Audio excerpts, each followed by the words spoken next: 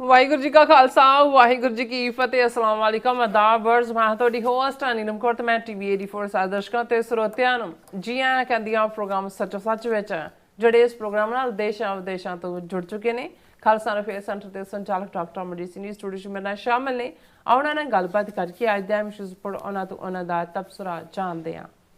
ਜੀ ਡਾਕਟਰ ਸਾਹਿਬ ਵਾਹਿਗੁਰੂ ਜੀ ਕਾ ਖਾਲਸਾ ਵਾਹਿਗੁਰੂ ਜੀ ਕੀ ਫਤਿਹ। हाँ जी नीलम कौर जी ਤੁਹਾਨੂੰ भी ਤੇ ਦੁਨੀਆ ਭਰ ਚ ਬੈਠੇ ਸਾਡੇ ਬਹੁਤ ਹੀ ਪਿਆਰੇ ਸੋਹਣੇ ਸਿਆਣੇ ਸੁਨੱਖੇ ਟੀਵੀ 84 ਦੇ ਵਿਊਅਰਸ ਨੂੰ ਵੀ ਵਾਹਿਗੁਰੂ ਜੀ ਕਾ ਖਾਲਸਾ ਵਾਹਿਗੁਰੂ ਜੀ ਕੀ ਫਤਿਹ। ਸਾਡੇ ਬਹੁਤ ਹੀ ਪਿਆਰੇ ਮੁਸਲਮਾਨ ਭੈਣਾਂ ਭਰਾਵਾਂ ਨੂੰ ਅਸਲਾਮ ਅਲੈਕਮ। ਗੰਗਾ ਜਮਨੀ ਤਹਿਜ਼ੀਬ ਦੇ ਹਿੰਦੂ ਤਵੀਆਂ ਨੂੰ ਨਮੋ ਨਮੇ। ਹੋਰ ਸਭ ਵੀਰਾਂ ਭੈਣਾਂ ਨੂੰ ਆਦਾਬ ਜੀ ਡਾਕਟਰ ਸਾਹਿਬ ਜੀਆਂ ਨੂੰ ਪ੍ਰੋਗਰਾਮ ਸੱਚੋ ਸੱਚ ਵਿੱਚ ਬਹੁਤ ਧੰਨਵਾਦ ਜੀ ਡਾਕਟਰ ਸਾਹਿਬ। ਅੱਜ 23 ਮਾਰਚ 2026 10 ਚੇਤ ਨਾਨਕਸ਼ਾਹੀ ਸੰਮਤ 558 ਦਾ ਦਿਨ ਹੈ ਤੇ ਡਾਕਟਰ ਸਾਹਿਬ ਪ੍ਰੋਗਰਾਮ ਸ਼ੁਰੂ ਕਰਨ ਤੋਂ ਪਹਿਲਾਂ ਅਸੀਂ ਦਰਸ਼ਕਾਂ ਤੇ ਸਰੋਤਿਆਂ ਨੂੰ ਹਮੇਸ਼ਾ ਤਰ੍ਹਾਂ ਦਾ ਸੀ ਵਿਊਅਰਸ ਜੇ ਤੁਸੀਂ ਹੱਕ ਸੱਚ ਇਨਸਾਫ ਤੇ ਪੈਰਾ ਦਿੰਦਾ ਇੱਕੋ ਇੱਕ ਚੈਨਲ ਟੀਵੀ 84 ਨੂੰ ਦੇਖਣਾ ਚਾਹੁੰਦੇ ਹੋ ਤਾਂ ਤੁਸੀਂ ਦੇਖ ਸਕਦੇ ਸਪੈਕਟਰਮ ਕੇਬਲ ਆਰਟਸਨ ਕੇਬਲ ਪੈਲਫਿਲਮ ਕੈਨੇਡਾ roku ਜਾਦੂ ਬਾਕਸ ਸ਼ਾਵਾ ਫੇਸਬੁੱਕ ਟੀਵੀ 84 ਦੀ ਐਪ ਰਾਹੀਂ online streaming and IP box ਤੇ ਤੁਸੀਂ ਟੀਵੀ 84 ਨੂੰ ਦੇਖ ਸਕਦੇ ਹੋ। ਵਿਊਅਰਸ ਜੇ ਤੁਸੀਂ ਟੀਵੀ 84 ਨਾਲ ਜਾਂ ਪ੍ਰੋਗਰਾਮ ਸੱਚੋ ਸੱਚ ਨਾਲ ਫੇਸਬੁੱਕ ਰਾਹੀਂ ਜੁੜੇ ਤਾਂ ਵੱਧ ਤੋਂ ਵੱਧ ਲਾਈਕ ਕਰੋ ਤੇ ਸ਼ੇਅਰ ਕਰੋ ਅਤੇ ਨਾਲ ਹੀ ਸ਼ੇਅਰ ਠੋਕ ਤੇ ਸਬਸਕ੍ਰਾਈਬ ਵੀ ਕਰੋ। ਇਹ ਵੀ ਦੱਸ ਦੇ ਕਿ ਤੁਸੀਂ ਟੀਵੀ 84 ਦੀ ਐਪ ਨੂੰ ਐਂਡਰੋਇਡ ਐਂਡ ਐਪ ਸਟੋਰ ਤੇ ਡਾਊਨਲੋਡ ਕਰਕੇ ਜੋ ਟੀਵੀ 84 ਦੀ ਲਾਈਵ ਸਟ੍ਰੀਮ ਹੈ ਉਸ ਨੂੰ ਤੁਸੀਂ 24 ਆਵਰਸ ਦੇਖ ਸਕਦੇ ਹੋ। ਸੋ ਵੀਅਰਸ ਪ੍ਰੋਗਰਾਮ ਦੀ ਸ਼ੁਰੂਆਤ ਕਰਨ ਜਾ ਰਹੇ ਹਾਂ। ਇਸ ਵੀਕ ਦਾ ਪਹਿਲਾ ਪ੍ਰੋਗਰਾਮ ਕਰਨ ਜਾ ਰਹੇ ਹਾਂ। ਆਸ ਕਰਦੇ ਹਾਂ ਜਿਹੜਾ ਤੁਹਾਡਾ ਵੀਕਐਂਡ ਹੈ ਬਹੁਤ ਹੀ ਵਧੀਆ ਗੁਜ਼ਰਿਆ ਹੋਏਗਾ। ਸੋ ਅੱਜ ਦੀ ਸਪਾਂਸਰਸ਼ਿਪ ਦੇ ਵਾਲੇ ਨਾਲ ਆਪਾਂ ਗੱਲਬਾਤ ਕਰਾਂਗੇ ਕਿ ਜਿਸ ਤਰ੍ਹਾਂ ਅੱਜ ਦੇ ਪ੍ਰੋਗਰਾਮ ਨੂੰ ਸੱਚੋ ਸੱਚ ਨੂੰ ਸਪਾਂਸਰ ਕੀਤਾ ਗਿਆ ਹੈ ਮੈਰੀਲੈਂਡ ਤੋਂ ਸਰਦਾਰ ਹਰਜੀਤ ਸਿੰਘ ਗਿੱਲ ਜੀ ਹੋਰਾਂ ਵੱਲੋਂ। ਸੋ ਇਹਨਾਂ ਨੇ ਟੀਵੀ 84 ਦੀ ਸ਼ਲਾਘਾ ਕੀਤੀ ਹੈ ਔਰ ਵੱਧ ਤੋਂ ਵੱਧ ਮਦਦ ਕਰਨ ਲਈ ਕਿਹਾ ਹੈ ਔਰ ਨਾਲ ਹੀ ਖਾਲਸਾ ਦੀ ਪ੍ਰਾਪਤੀ ਦੀ ਅਰਦਾਸ ਕੀਤੀ ਹੈ। ਸੋ ਅੱਜ ਦੀ ਸਪਾਂਸਰਸ਼ਿਪ ਲਈ ਅਸੀਂ ਸਰਦਾਰ ਹਰਜੀਤ ਸਿੰਘ ਗਿੱਲ ਜੀ ਹੋਰਾਂ ਦਾ ਤਹਿ ਦਿਲ ਤੋਂ ਧੰਨਵਾਦ ਕਰਦੇ ਹਾਂ ਔਰ ਤੁਹਾਨੂੰ ਵੀ ਅਪੀਲ ਤੇ ਬੇਨਤੀ ਕਰਦੇ ਹਾਂ ਕਿ ਤੁਸੀਂ ਪ੍ਰੋਗਰਾਮ ਸੱਚੋ ਸੱਚ ਨੂੰ ਵੱਧ ਤੋਂ ਵੱਧ ਸਪਾਂਸਰ ਕਰੋ। ਸਪਾਂਸਰਸ਼ਿਪ ਲਈ ਤੁਸੀਂ ਕਾਲ ਕਰ ਸਕਦੇ ਸਾਡੇ ਫੋਨ ਨੰਬਰ ਤੇ 5166619184 ਸੇਮ ਨੰਬਰ ਤੇ WhatsApp ਕਰ ਸਕਦੇ ਹੋ। ਤੁਸੀਂ ਈਮੇਲ ਵੀ ਕਰ ਸਕਦੇ ਹੋ info@tv84.tv ਤੇ। ਸੋ ਵੀਅਰ ਜਿਸ ਤਰ੍ਹਾਂ ਕਿ ਜੰਗ ਦੇ ਵਾਲੇ ਨਾਲ ਆਪਾਂ ਗੱਲਬਾਤ ਕਰ ਰਹੇ ਹਾਂ ਪਿਛਲੇ 24 ਦਿਨਾਂ ਤੋਂ ਕਿ ਜਿਸ ਤਰ੍ਹਾਂ ਕਿ ਇਜ਼ਰਾਈਲ ਤੇ ਅਮਰੀਕਾ ਵੱਲੋਂ ਈਰਾਨ ਦੇ ਖਿਲਾਫ ਵਿੱਢੀ ਜੰਗ ਨੂੰ ਲਗਭਗ 24 ਦਿਨ ਹੋ ਗਏ ਨੇ ਔਰ ਦੋਵੇਂ ਧਿਰਾਂ ਨੂੰ ਆਪਣੀ ਆਪਣੀ ਜਿਹੜੀ ਤਾਕਤ ਅਤੇ ਕਮਜ਼ੋਰੀਆਂ ਦਾ ਵੀ ਅਹਿਸਾਸ ਹੋ ਗਿਆ ਔਰ ਪ੍ਰੈਜ਼ੀਡੈਂਟ ਟਰੰਪ ਵੱਲੋਂ ਵੀਕਐਂਡ ਤੇ ਜੰਗਬੰਦੀ ਦੇ ਜਿਹੜੇ ਹਿੰਟ ਨੇ ਉਹ ਦਿੱਤੇ ਗਏ ਨੇ ਲੇਕਿਨ ਈਰਾਨ ਵੱਲੋਂ ਇਸ ਨੂੰ ਨਕਾਰਿਆ ਗਿਆ। ਇਉਂ ਜਾਪਦਾ ਹੈ ਕਿ ਇਹ ਵਾਰ ਆਫ ਨਰਵਸ ਹੈ ਯਾਨੀ ਕਿ ਦੋਵੇਂ ਧਿਰਾਂ ਵੱਲੋਂ ਅਖੀਰ ਗੱਲਬਾਤ ਰਾਹੀਂ ਹੱਲ ਜਿਹੜਾ ਉਹ ਨਿਕਲਣਾ ਪਰ ਆਪੋ ਆਪਣੇ ਲੋਕਾਂ ਨੂੰ ਉਹ ਜਿਹੜੇ ਨੇ ਉਹ ਜਿੱਤ ਦੇ ਜਿਹੜੇ ਨੇ ਸਿਗਨਲ ਦੇ ਰਹੀਆਂ ਨੇ। ਸੋ ਇਸ ਬਾਰੇ ਆਪਾਂ ਗੱਲਬਾਤ ਕਰਨ ਜਾ ਰਹੇ ਹਾਂ। ਸੋ ਅਸੀਂ ਚਾਹਾਂਗੇ ਕਿ ਤੁਸੀਂ ਇਸੇ ਤਰ੍ਹਾਂ ਬਣੇ ਰਹਿਣਾ। ਦੇਖਣ ਸੁਣਨ ਲਈ ਤੁਹਾਡਾ ਸਭ ਦਾ ਬਹੁਤ ਬਹੁਤ ਸ਼ੁਕਰੀਆ। ਜੀ ਰਾਜ ਸਾਹਿਬ ਕੀ ਵਿਚਾਰਾਂ ਨੇ? ਸਭ ਤੋਂ ਪਹਿਲਾਂ ਤਾਂ ਅੱਜ ਦੇ ਪ੍ਰੋਗਰਾਮ ਨੂੰ ਸਪਾਂਸਰ ਕਰਨ ਲਈ ਅਸੀਂ ਮੈਰੀਲੈਂਡ ਤੋਂ ਵੀਰ ਹਰਜੀਤ ਸਿੰਘ ਗਿੱਲ ਉਹਨਾਂ ਦੇ ਸਮੁੱਚੇ ਪਰਿਵਾਰ ਦਾ ਸ਼ੁਕਰੀਆ ਅਦਾ ਕਰਦੇ ਹਾਂ। ਹਮੇਸ਼ਾ ਹੀ ਉਹ ਟੀਵੀ 84 ਦੇ ਖੈਰ ਖੁਆਹ ਵੀ ਨੇ। ਨਿੱਜੀ ਤੌਰ ਦੇ ਉੱਤੇ ਵੀ ਪੰਥਕ ਪਿੜ ਦੇ ਵਿੱਚ ਉਹਨਾਂ ਦਾ ਬਹੁਤ ਵੱਡਾ ਯੋਗਦਾਨ ਹੈ। ਅੱਛਾ। ਔਰ ਇਸ 'ਚ ਕੋਈ ਸ਼ੱਕ ਨਹੀਂ ਹੈ ਕਿ ਜੋ ਕੁਝ ਇਸ ਵੇਲੇ ਟਰੱਕਿੰਗ ਇੰਡਸਟਰੀ ਦੇ ਨਾਲ ਹੋ ਰਿਹਾ ਹੈ ਪਿਛਲੇ ਦਿਨਾਂ 'ਚ ਤਾਂ ਕੈਲੀਫੋਰਨੀਆ ਦੇ ਹਵਾਲੇ ਨਾਲ ਸੀ, ਹੁਣ ਇੰਡੀਆਨਾ ਤੋਂ ਵੀ ਇਹ ਖਬਰਾਂ ਨੇ ਕਿ ਉਹਨਾਂ ਨੇ ਜਿਨ੍ਹਾਂ ਦੇ ਕੋਲ ਇੰਪਲੋਇਮੈਂਟ ਆਥੋਰਾਈਜੇਸ਼ਨ ਹੈ ਉਹਨਾਂ ਦੇ ਵੀ ਟਰੱਕਿੰਗ ਲਾਇਸੈਂਸ ਕੈਂਸਲ ਕਰ ਦਿੱਤੇ ਨੇ ਇਹ ਕਹਿ ਕੇ ਕਿ ਗ੍ਰੀਨ ਕਾਰਡ ਹੋਣਾ ਜ਼ਰੂਰੀ ਹੈ। ਕੁਛ ਐਸੇ ਵੀ ਕੇਸ ਨੇ ਜਿਨ੍ਹਾਂ ਦੇ ਗ੍ਰੀਨ ਕਾਰਡ ਅਪਰੂਵ ਹੋਏ ਨੇ, ਅਸਾਈਲਮ ਅਪਰੂਵ ਹੋਈ ਹੈ ਲੇਕਿਨ ਅਜੇ ਗ੍ਰੀਨ ਕਾਰਡ ਆਉਣ 'ਚ ਥੋੜ੍ਹਾ ਵਕਤ ਕਿਉਂਕਿ ਰੋਕੇ ਹੋਏ ਨੇ ਉਹਨਾਂ ਦੇ ਵੀ ਜਿਹੜੇ ਡਰਾਈਵਰ ਲਾਇਸੈਂਸ ਨੇ ਜਿਹੜੇ ਲੰਬੇ ਵਕਤ ਤੋਂ ਕਰ ਰਹੇ ਨੇ। ਸੋ ਇਹ ਇੱਕ ਵੱਡਾ ਕ੍ਰਾਈਸਿਸ ਹੈ ਕੈਲੀਫੋਰਨੀਆ 'ਚ ਵੀ ਇੰਡੀਆਨਾ 'ਚ ਵੀ ਔਰ ਜਿੱਥੇ ਜਿੱਥੇ ਵੀ ਆਪਣੇ ਜਿਹੜੇ ਨੇ ਕਿਉਂਕਿ ਬਹੁਤ ਸਾਰਿਆਂ ਨੇ ਟਰੱਕਿੰਗ ਨੂੰ ਆਪਣਾ ਜਿਹੜਾ ਹੈ ਉਹ ਪ੍ਰੋਫੈਸ਼ਨ ਬਣਾਇਆ। ਇੱਕ ਮਿਹਨਤ ਕਸ਼ ਨੇ ਇੱਕ ਸਿਰੇ ਤੋਂ ਦੂਸਰੇ ਸਿਰੇ ਤੱਕ ਜਾਣਾ ਪਰ ਇਸ ਤਰ੍ਹਾਂ ਇੱਕ ਆਮਦਨ ਦਾ ਚੰਗਾ ਸਾਧਨ ਸੀ। ਤੁਸੀਂ ਆਪਣਾ ਘਰ-ਬਾਰ ਵੀ ਲੈ ਸਕਦੇ ਸੀ, ਆਪਣੇ ਬੱਚਿਆਂ ਨੂੰ ਵੀ ਪੜ੍ਹਾ ਸਕਦੇ ਸੀ ਚੰਗੇ ਤੌਰ 'ਤੇ। ਸੋ ਇਸ ਵੇਲੇ ਸਾਡੀ ਕਮਿਊਨਿਟੀ ਦਾ ਇੱਕ ਵੱਡਾ ਹਿੱਸਾ ਕ੍ਰਾਈਸਿਸ 'ਚ ਹੈ ਔਰ ਇਸ ਦਾ ਅਸਰ ਸਾਡੇ ਜਿਹੜਾ ਸਪੋਰਟ ਬੇਸ 'ਤੇ ਵੀ ਹੈ ਕਿਉਂਕਿ ਅਲਟੀਮੇਟਲੀ ਬਹੁਤ ਸਾਰੇ ਕਿਰਤੀ ਗੁਰਸਿੱਖ ਵੀਰ ਹੀ ਉਹ ਭਾਵੇਂ ਟੈਕਸੀਆਂ 'ਚ ਹੋਣ, ਟਰੱਕਿੰਗ ਇੰਡਸਟਰੀ 'ਚ ਹੋਣ ਜਾਂ ਸਟੋਰਸ 'ਚ ਹੋਣ ਕਿਉਂਕਿ ਓਵਰਆਲ ਬਾਕੀ ਵੀ ਪ੍ਰਭਾਵਿਤ ਹੋ ਰਹੇ ਨੇ ਪਰ ਟਰੱਕਿੰਗ ਵਾਲੇ ਤਾਂ ਬਿਲਕੁਲ ਜਿਹਨੂੰ ਵੈਸੇ ਤਾਂ ਕਿਸੇ ਬਾਰੇ ਕਿਹਾ ਜਾਂਦਾ ਜੀ ਉਹ ਤਾਂ ਸੜਕ ਤੇ ਆ ਗਏ, ਪਰ ਉਹ ਤਾਂ ਵਿਚਾਰੇ ਪਹਿਲਾਂ ਹੀ ਸੜਕ ਤੇ ਸੀ, ਉਹ ਸੜਕੋਂ ਵੀ ਜਿਹੜਾ ਉਹਨਾਂ ਨੂੰ ਕੱਚੇ ਲਾ ਦਿੱਤਾ ਹੈ।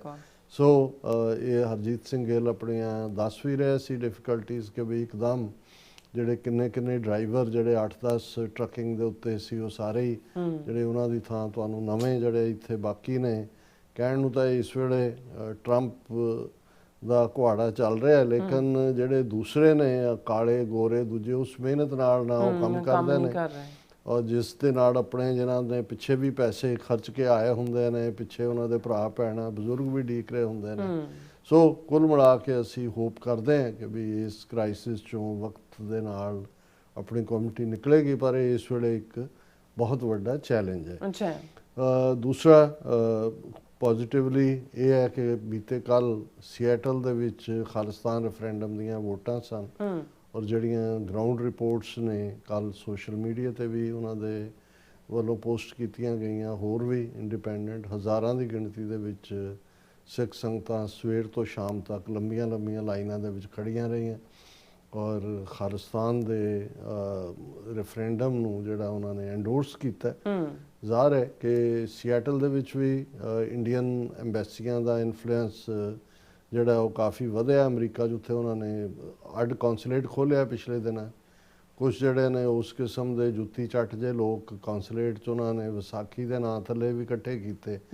ਸੋ ਜਿੱਥੇ ਵੀ ਸਿੱਖ ਪ੍ਰਭਾਵ ਦੀਆਂ ਜਾਂ ਖਾਲਿਸਤਾਨੀ ਪ੍ਰਭਾਵ ਦੀਆਂ ਪਾਕਟਸ ਨੇ ਉਹਨਾਂ ਨੂੰ ਇਨਫਲੂਐਂਸ ਕਰਨ ਦੀ ਕੋਸ਼ਿਸ਼ ਕਰਦੇ ਨੇ, ਪਰ ਹਜ਼ਾਰਾਂ ਸਿੰਘਾਂ ਸਿੰਘਣੀਆਂ ਦਾ ਇਕੱਠ ਜਿਹੜਾ ਕੱਲ ਉੱਥੇ ਹੋਇਆ ਖਾਲਿਸਤਾਨ ਦੇ ਹੱਕ, ਖਾਲਿਸਤਾਨ ਦੇ ਝੰਡਿਆਂ ਦੇ ਨਾਲ, ਵੋਟਾਂ ਦੇ ਨਾਲ, ਉਹਨੇ ਇੰਡੀਅਨ ਗਵਰਨਮੈਂਟ ਨੂੰ, ਉਹਨਾਂ ਦੇ ਟੁੱਕੜ ਬੋਚਾਂ ਨੂੰ, ਔਰ ਉਹਨਾਂ ਦਾ ਇਹ ਜਿਹੜੀ ਸਾਰੀ ਕਿਲਿੰਗ ਮਸ਼ੀਨਰੀ ਰਾਹ ਦੀ DC ਤੋਂ ਲੈ ਕੇ ਔਰ ਆਟਵਾ ਤੱਕ ਇਹਨਾਂ ਨੇ ਫੈਲਾਈ ਹੋਈ ਹੈ, ਉਹਨੂੰ ਬੜਾ ਇਫੈਕਟਿਵ ਮੈਸੇਜ ਦਿੱਤਾ।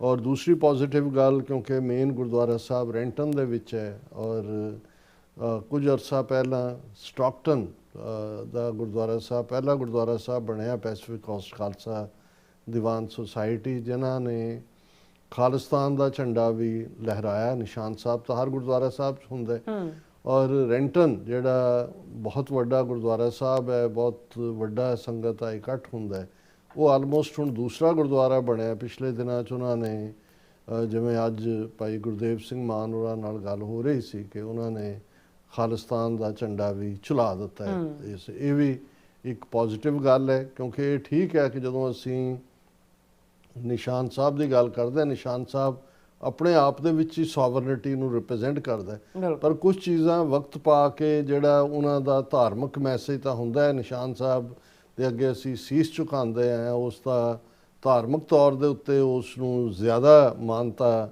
ਹਾਸਲ ਹੈ, ਕਿਉਂਕਿ ਪੋਲੀਟੀਕਲੀ ਜਿਹੜੇ ਲੋਕ ਅੱਜ ਦੀ ਗੱਲ ਨੂੰ ਕਰਨਾ ਚਾਹੁੰਦੇ ਨੇ, ਜਾਂ ਅੱਜ ਇਹੀ ਨਿਸ਼ਾਨ ਸਾਹਿਬ ਜਿਹੜਾ ਸਾਡੀ ਸੋਵਰਨਿਟੀ ਦਾ ਪ੍ਰਤੀਕ ਹੈ, ਔਰ ਅਸੀਂ ਇੰਡੀਅਨ ਸਟੇਟ ਦੇ ਵਿੱਚ ਕਿਵੇਂ ਸਾਡੇ ਨਾਲ ਗੁਲਾਮਾਂ ਤੋਂ ਵੀ ਬਦਤਰ ਸਲੂਕ ਕੀਤਾ ਜਾ ਰਿਹਾ, ਉਹਦੇ 'ਚ ਇਹ ਬੜਾ ਜ਼ਰੂਰੀ ਹੈ ਕਿ ਹਰ ਗੁਰਦੁਆਰੇ 'ਚੋਂ ਵੀ ਇਹ ਮੈਸੇਜ ਆਏ ਕਿ ਹਰ ਸਿੱਖ ਜਿਹੜਾ ਹੈ ਉਹ ਆਪਣੇ ਹੋਮਲੈਂਡ ਨੂੰ ਆਜ਼ਾਦ ਦੇਖਣਾ ਚਾਹੁੰਦਾ ਹੈ, ਦਰਿਆਏ ਜਮਨਾ ਤੋਂ ਵਾਘਾ ਤੱਕ ਇੰਡੀਪੈਂਡੈਂਟ ਸੋਵਰਨ ਨੇਸ਼ਨ ਖਾਲਿਸਤਾਨ ਜਿਹੜਾ ਹੈ, ਇਹੀ ਅਲਟੀਮੇਟ ਸਾਡੀ ਮੰਜ਼ਿਲ ਹੈ। ਸੋ ਅਸੀਂ ਸੀਐਟਲ ਦੀਆਂ ਸਿੱਖ ਸੰਗਤਾਂ ਨੂੰ ਆਲੇ ਦੁਆਲੇ ਤੋਂ, ਔਰ ਖਾਸ ਤੌਰ ਤੇ Sikhs for justice the dedicated team ਨੂੰ ਮੁਬਾਰਕਬਾਦ ਵੀ ਦਿੰਦੇ ਹਾਂ, ਜਿਹੜਾ ਨੇ ਕਾਮਯਾਬੀ ਦੇ ਨਾਲ ਇਸ ਰੈਫਰੈਂਡਮ ਨੂੰ ਕਰਵਾਇਆ।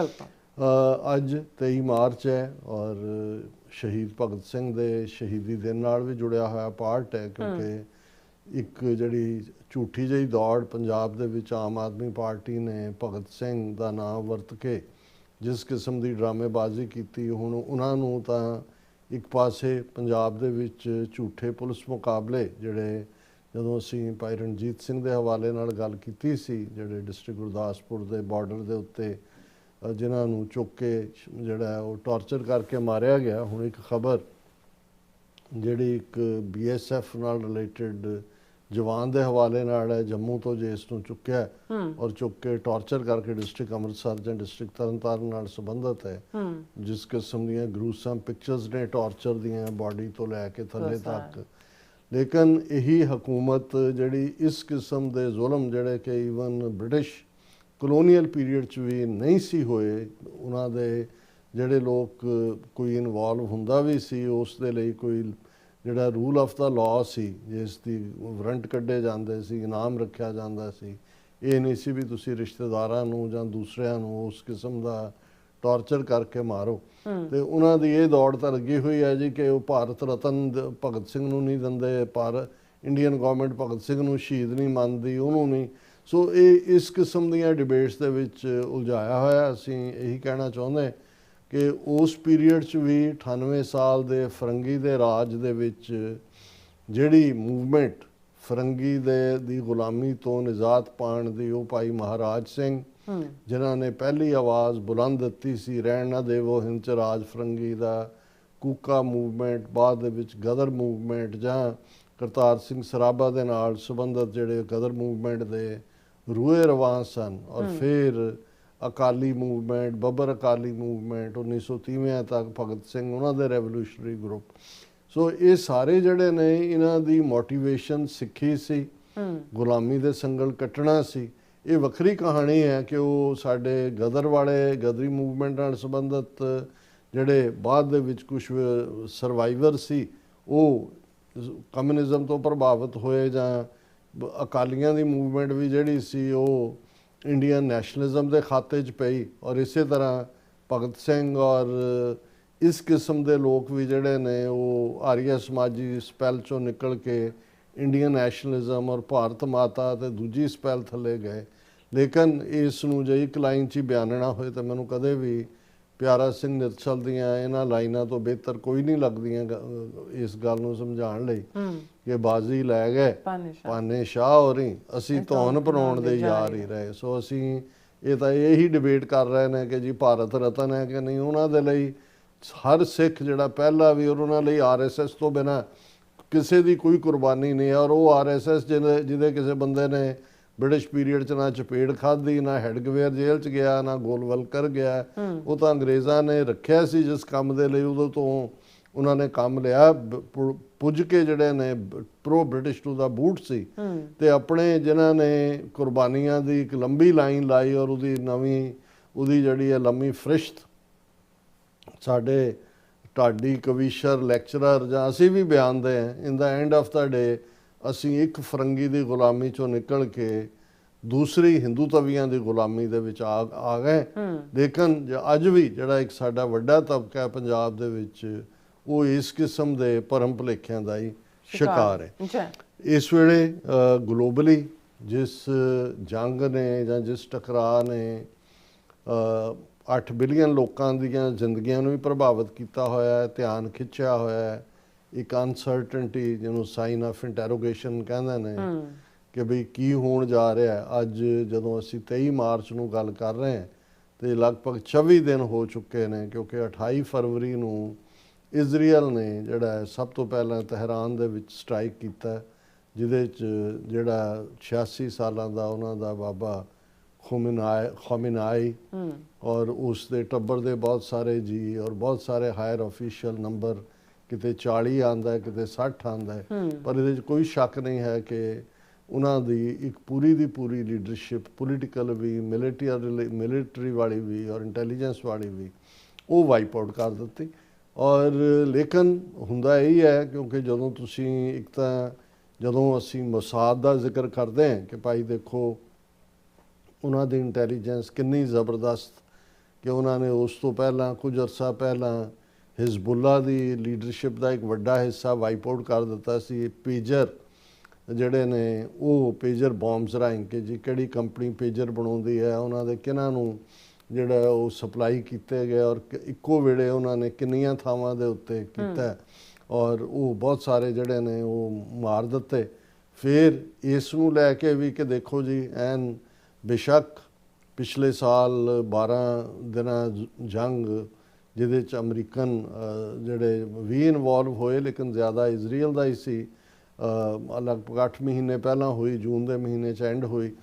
ਉਦੋਂ ਵੀ ਇਜ਼ਰਾਈਲ ਨੇ ਚੁਣ ਕੇ ਜਿਹੜਾ ਆਪਣੀ ਮਰਜ਼ੀ ਦੇ ਨਾਲ ਜਿਹੜੇ ਟਿਕਾਣੇ ਜਾਂ ਲੀਡਰਸ਼ਿਪ ਸੀ ਉਹਨਾਂ ਦੀ ਉਹ ਵਾਈਪ ਆਊਟ ਕੀਤੀ। ਔਰ ਹੁਣ ਤਾਂ ਇਵੇਂ ਸੀ ਕਿ ਵੀ ਇਹ 40 ਦੇ ਕਰੀਬ ਜਿਹੜੇ ਸਾਰੇ ਟੌਪ ਨੇ, ਜਿਨ੍ਹਾਂ 'ਚ ਖੁਮੇਨਾਈ ਜਿਹੜਾ ਮੇਨ ਉਹਨਾਂ ਦਾ ਧਾਰਮਿਕ ਪੇਸ਼ਵਾ ਵੀ ਔਰ ਸਿਆਸੀ ਤੌਰ ਦੇ ਉੱਤੇ ਵੀ ਮੋਸਟ ਪਾਵਰਫੁਲ ਐਂਟੀਟੀ, ਉਹਨਾਂ ਨੂੰ ਸੀ ਕਿ ਵੀ ਇਹ ਜਿਹੜਾ ਇਰਾਨੀ ਰਜੀਮ ਹੈ ਇਹ ਡਿੱਗੇਗਾ ਤਾਸ਼ ਦੇ ਪੱਤਿਆਂ ਵਾਂਗ, ਜਿਵੇਂ ਘਰ ਤਾਸ਼ ਦੇ ਪੱਤਿਆਂ ਦਾ ਬਣਾਇਆ ਹੋਇਆ। ਤੇ ਔਰ ਇਸੇ ਲਈ ਇੱਥੇ ਉਹ ਰਜ਼ਾ ਅਹਿਮਦ ਪਹਿਲਵੀ, ਜਿਹਨੂੰ ਉੱਥੋਂ ਕੱਢਿਆ 1979 ਦੇ ਵਿੱਚ, ਉਹਦਾ ਮੁੰਡਾ ਜਿਹੜਾ 45 ਸਾਲ ਬਾਅਦ ਆਪਣੀ ਜਿਹੜਾ ਉਹ 3 ਪੀਸ ਸੂਟ ਸਵਾ ਕੇ ਬੈਠਾ ਸੀ, ਹੁਣ ਵੀ ਉਹ ਕਹੀ ਜਾਂਦਾ ਜੀ ਰਜੀਮ ਦਾ ਐਂਡ ਕਰੋ, ਔਰ ਦੂਜਾ ਮੈਂ ਤਿਆਰ ਹਾਂ, ਮੈਂ ਜਾਣ ਨੂੰ ਤਿਆਰ ਹਾਂ। ਸੋ ਉਹਨੂੰ ਲੱਗਦਾ ਸੀ ਕਿ ਵੀ ਮੇਰੀ ਵਾਰੀ ਆਏ, ਹਾਲਾਂਕਿ ਉਸ ਨੂੰ ਪ੍ਰੈਜ਼ੀਡੈਂਟ ਟਰੰਪ ਨੇ ਰਿਜੈਕਟ ਕੀਤਾ ਹੋਇਆ ਕਿ ਵੀ ਨਹੀਂ ਉਹਦਾ ਕੋਈ ਬੇਸ। ਲੇਕਿਨ ਜਿਵੇਂ ਜੰਗ ਅਨਸਰਟਨ ਹੁੰਦੀ ਹੈ, ਇਹਦੇ ਬਾਵਜੂਦ ਕਿ ਇੰਟੈਲੀਜੈਂਸ ਮੋਸਾਦ ਹੋਏ ਜਾਂ ਅਮਰੀਕਨ ਏਜੰਸੀਆਂ ਹੋਣ, ਉਹਨਾਂ ਦੇ ਕੋਲ ਬਹੁਤ ਸਾਰੀ ਡਿਟੇਲ ਇਨਫੋਰਮੇਸ਼ਨ ਹੋਏਗੀ, ਪਰ ਜਿਵੇਂ ਇਹ ਜੰਗ 24 ਦਿਨਾਂ ਤੱਕ ਗਈ ਔਰ ਇਸ ਦੇ ਵਿੱਚ ਸਟ੍ਰੈਟੇਜਿਕਲੀ ਦੋ ਚੀਜ਼ਾਂ ਜਿਹੜੀਆਂ ਜਿਨ੍ਹਾਂ ਨੂੰ ਇਸ ਵੇਲੇ ਸਾਰਿਆਂ ਨੂੰ, ਸਾਰੀ ਦੁਨੀਆ ਨੂੰ ਪ੍ਰਭਾਵਿਤ ਕੀਤਾ ਹੈ, ਇੱਕ ਤਾਂ ਜ਼ਾਹਰਾ ਤੌਰ ਦੇ ਉੱਤੇ ਜਿਹੜਾ ਇਹ ਸੀ ਕਿ ਕਰੰਬਲ ਕਰੇਗਾ ਜਿਹੜਾ ਸੈਟਅਪ ਹੈ, ਹੋਇਆ ਬਿਲਕੁਲ ਇਸ ਦੇ ਉਲਟ।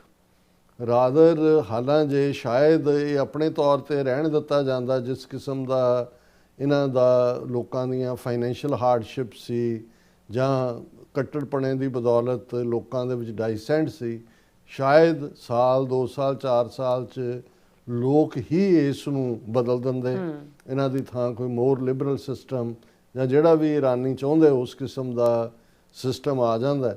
ਲੇਕਿਨ ਇਸ ਸਾਰੇ ਨੇ ਰਾਦਰ, ਇਹ ਕੋਈ ਮੇਰਾ ਇਕੱਲਾ ਕਹਿਣਾ ਨਹੀਂ ਹੈ, ਔਰ ਸਾਡੇ ਕੁਝ ਵੀਰ ਭੈਣਾਂ ਅਜੇ ਵੀ ਉਹਨਾਂ ਨੂੰ ਚੰਗਾ ਨਹੀਂ ਲੱਗਦਾ ਜਦੋਂ ਅਸੀਂ ਨਿਰਪੱਖ ਤੌਰ ਤੇ ਐਨਾਲਾਈਜ਼ ਕਰਨ ਦੀ ਕੋਸ਼ਿਸ਼ ਕਰਦੇ ਹਾਂ। ਅਸੀਂ ਕਿਸੇ ਦੇ ਜ਼ਰ ਖਰੀਦ ਨਹੀਂ ਹੈ, ਨਾ ਹੀ ਸਾਨੂੰ ਇਹ ਕੋਈ ਹੈ ਕਿ ਜੀ ਕੀ ਹੈ। ਇਹ ਠੀਕ ਹੈ, ਕੌਮੀ ਇੰਟਰਸਟ ਸਾਡਾ ਜਿਹੜਾ ਉਹ ਅਮਰੀਕਾ ਦੇ ਨਾਲ ਜੁੜਿਆ ਹੋਇਆ, ਔਰ ਅਸੀਂ ਇਸ ਮੁਲਕ ਪ੍ਰਤੀ, ਔਰ ਇਹ ਵੀ ਇਸ ਮੁਲਕ ਦੀ ਬਿਊਟੀ ਹੈ। ਔਰ ਅੱਜ ਜਦੋਂ ਮੈਜੋਰਿਟੀ ਅਮਰੀਕਨ ਐਨਾਲਿਸਟ ਉਸ ਲਾਈਨ ਦੇ ਉੱਤੇ ਗੱਲ ਕਰਦੇ ਨੇ ਤਾਂ ਇਹ ਨਹੀਂ ਹੈ ਕਿ ਜੀ ਉਹ ਕੋਈ ਈਰਾਨ ਦੇ ਸਮਰਥਕ ਹੋ ਗਏ ਜਾਂ ਉਹ ਇਰਾਨੀਅਨ ਜਮਹੂਰੇ ਬਣ ਗਏ, ਇਵੇਂ ਨਹੀਂ ਹੈ। ਜਦੋਂ ਤੁਸੀਂ ਦੇਖਦੇ ਹੋ ਵੀ ਤੁਹਾਡੇ ਮੁਲਕ ਦੇ ਇੰਟਰਸਟ ਦੇ ਵਿੱਚ ਕੀ ਹੈ, ਸੋ ਹੋਇਆ ਇਹ ਕਿ ਵੀ ਈਰਾਨ ਦਾ ਰਜੀਮ ਜਿਹੜਾ ਬਿਲਕੁਲ ਅਨਪੋਪੂਲਰ ਸੀ, ਲੇਕਿਨ ਇਸ ਤੋਂ ਬਾਅਦ ਉਹ ਟੁਗੈਦਰਨੈਸ ਦੇ ਨਾਲ ਆਇਆ, ਔਰ ਜਿਹੜੀ ਈਵਨ ਅਮਰੀਕਨ ਜਿਹੜੇ ਵੀ ਪਾਲਿਸੀ ਮੇਕਰ ਵੀ ਹੋਣਗੇ ਜਿਨ੍ਹਾਂ ਨੇ ਇਹ ਸਾਰੇ ਨੂੰ ਸਪੋਰਟ ਕੀਤਾ, ਉਹਨਾਂ ਨੂੰ ਲੱਗਦਾ ਸੀ ਕਿ ਵੀ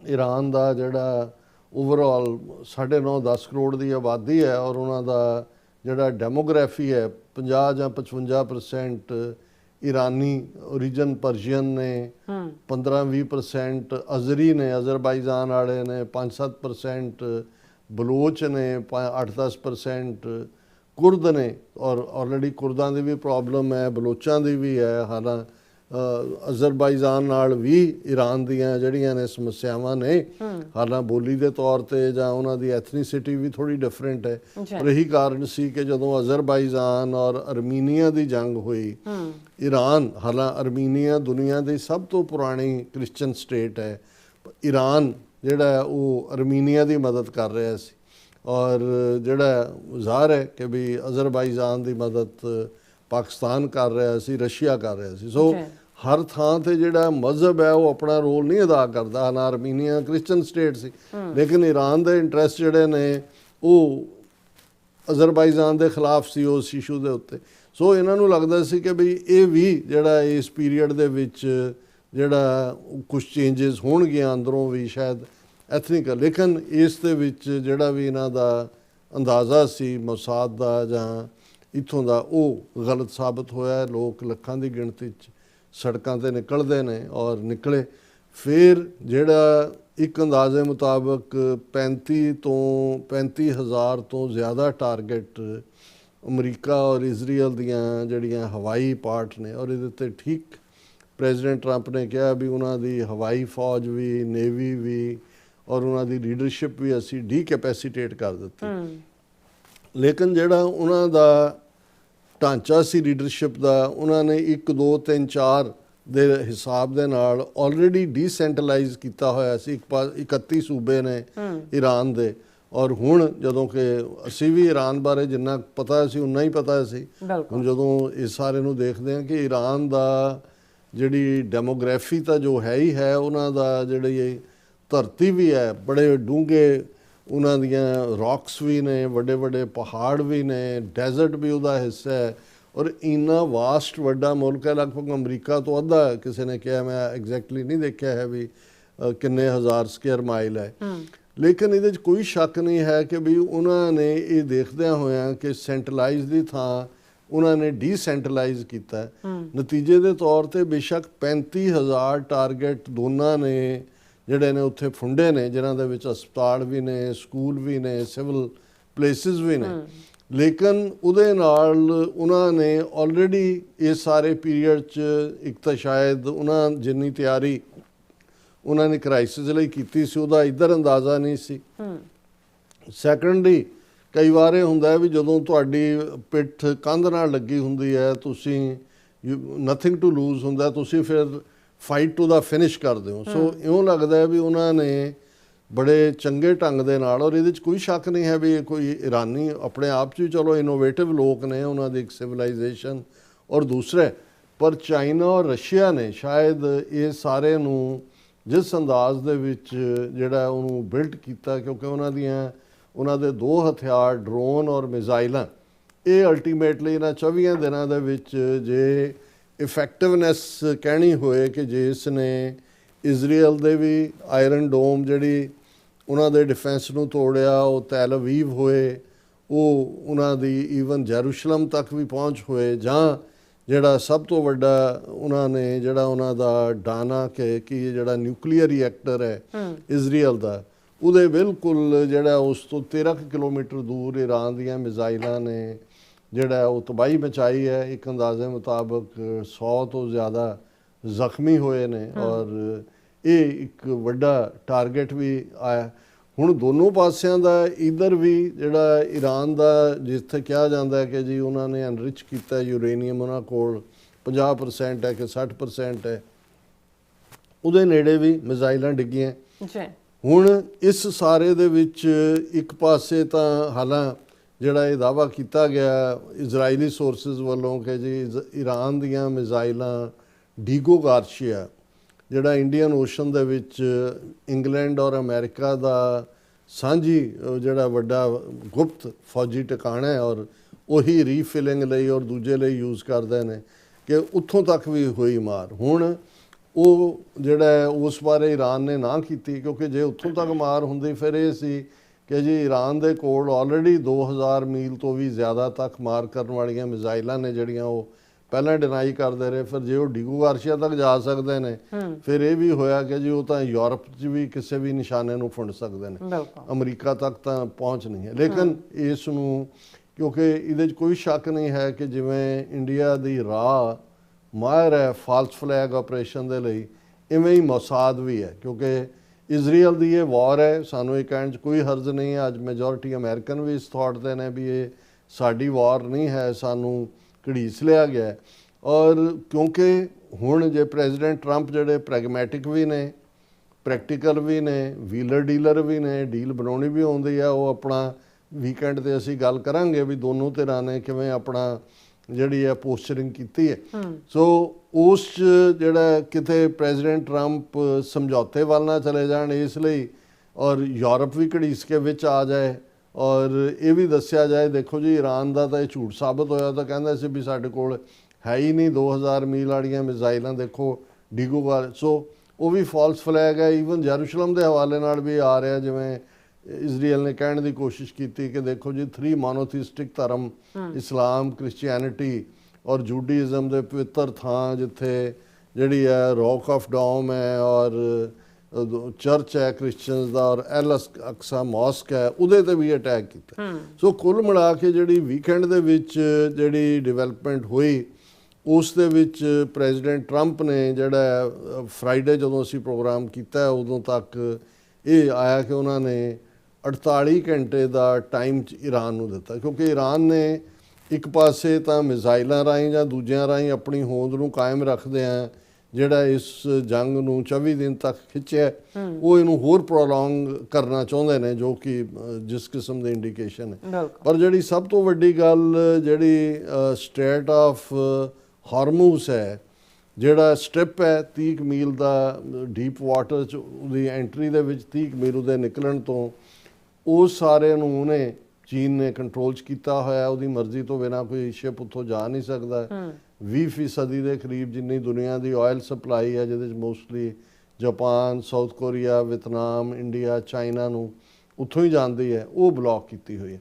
ਸੋ ਪ੍ਰੈਜ਼ੀਡੈਂਟ ਟਰੰਪ ਨੇ 48 ਘੰਟੇ ਦਾ ਟਾਈਮ ਦਿੱਤਾ ਕਿ ਵੀ ਸਟ੍ਰੇਟ ਆਫ ਹਾਰਮੂਜ਼ ਨੂੰ ਖੋਲ ਦਿਓ, ਅਦਰਵਾਈਜ਼ ਜਿਹੜਾ ਅਸੀਂ ਤੁਹਾਡਾ ਜਿਹੜਾ ਸਾਰਾ ਪਾਵਰ ਸਿਸਟਮ ਹੈ, ਪਾਵਰ ਗ੍ਰਿਡ ਨੂੰ ਉਡਾ ਦੇਵਾਂਗੇ। ਪਾਵਰ ਗ੍ਰਿਡ ਦਾ ਮਤਲਬ ਹੈ ਕਿ ਵੀ ਬਿਜਲੀ, ਉਹਦਾ ਮਤਲਬ ਫਿਰ ਸਾਰਾ ਹੀ ਪ੍ਰਭਾਵਿਤ ਹੁੰਦਾ ਹੈ। ਉਹਦੇ 'ਚ ਹਸਪਤਾਲਾਂ 'ਚ ਇਨਕੂਬੇਟਰ ਨੇ, ਸਭ ਪਾਸੇ ਹਨੇਰਾ ਹੀ ਹਨੇਰਾ ਹੈ। ਔਰ ਇਹ ਇੱਕ ਇਹਦੇ ਜਵਾਬ 'ਚ ਫੌਰਨ ਜਿਹੜਾ ਈਰਾਨ ਨੇ, ਉਹਨਾਂ ਦੇ ਡਿਫੈਂਸ, ਉਹਨਾਂ ਦੀ ਫੌਰਨ ਮਿਨਿਸਟਰੀ ਨੇ ਰਿਐਕਟ ਕੀਤਾ ਕਿ ਜੇ ਤੁਸੀਂ ਇਹ ਕੰਮ ਕੀਤਾ ਤਾਂ ਫਿਰ ਅਸੀਂ ਜਿੰਨੀਆਂ ਤੁਹਾਡੇ ਬੇਸਿਸ ਦੇ ਉੱਤੇ ਵੀ ਔਰ ਜਿੰਨੀਆਂ ਇਹ ਸਟੇਟਸ ਨੇ ਦੂਸਰੀਆਂ ਖਾੜੀ ਦੇ ਜਿਹੜੇ ਮੁਲਕ ਨੇ ਜਿਨ੍ਹਾਂ 'ਚ ਫਿਰ ਉਹ ਸਾਰੇ UAE ਔਰ ਕੁਵੈਤ ਔਰ ਸਾਊਦੀ ਅਰੇਬੀਆ ਔਰ ਦੂਸਰੇ, ਅਸੀਂ ਉਹਨਾਂ ਦਾ ਵੀ ਸਭ ਕੁਝ ਉਡਾ ਦੇਵਾਂਗੇ।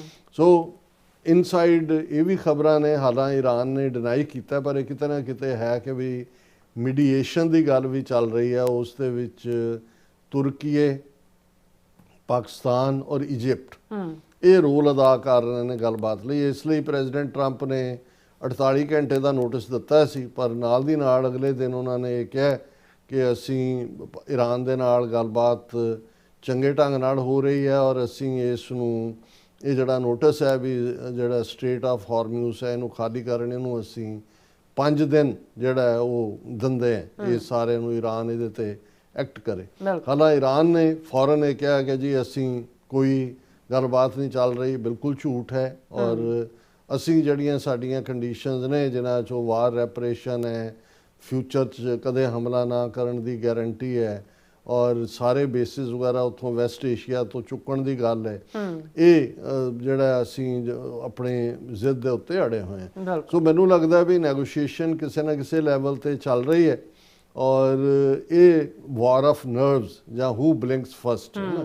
ਅਲਟੀਮੇਟਲੀ ਕਿਤੇ ਵੀ ਟਕਰਾਅ ਹੋਏ, ਵੱਡੇ ਤੋਂ ਵੱਡੇ, ਜੇ ਫਸਟ ਵਰਲਡ ਵਾਰ ਹੋਇਆ 4 ਸਾਲ ਚੱਲਿਆ, ਲੱਖਾਂ ਲੋਕ ਮਰੇ, ਇਵੈਂਚੁਅਲੀ ਟ੍ਰੀਟੀ ਹੋਈ, ਉਸ ਦੇ ਥੱਲੇ ਭਾਵੇਂ ਕੌਣ ਫਾਇਦੇ 'ਚ ਰਿਹਾ ਕੌਣ ਨੁਕਸਾਨ, ਜਾਂ ਜਰਮਨ ਬਹੁਤ ਘਾਟੇ 'ਚ ਰਿਹਾ, ਉਸ 'ਚੋਂ ਹੀ ਦੁਬਾਰਾ ਸੈਕੰਡ ਵਰਲਡ ਵਾਰ ਨਿਕਲਿਆ। ਇਸੇ ਤਰ੍ਹਾਂ ਸੈਕੰਡ ਵਰਲਡ ਵਾਰ 'ਚ ਬੇਸ਼ੱਕ ਅਮਰੀਕਾ ਨੇ ਐਟੋਮਿਕ ਪਾਵਰ ਵੀ ਹੀਰੋਸ਼ੀਮਾ ਨਾਗਾਸਾਕੀ ਤੇ ਯੂਜ਼ ਕੀਤੀ, ਲੇਕਿਨ ਇਵੈਂਚੁਅਲੀ ਤਾਂ ਟ੍ਰੀਟੀ ਹੋਈ। ਐਂਪਰਰ ਅੱਜ ਵੀ ਜੇ ਚੀਨ ਦਾ, ਜਾਪਾਨ ਦਾ ਐਂਪਰਰ ਜਾਂ ਦੂਜਾ ਕਾਇਮ ਹੈ, ਕਿਉਂਕਿ ਉਹਨਾਂ ਨੇ ਜਿਹੜਾ ਇਵੈਂਚੁਅਲੀ ਭਾਵੇਂ ਤੁਸੀਂ ਸਰੈਂਡਰ ਦੇ ਉੱਤੇ ਵੀ ਕਰ ਦਿਓ ਤਾਂ ਹੁੰਦੀ ਤਾਂ ਗੱਲਬਾਤ ਹੀ ਹੈ।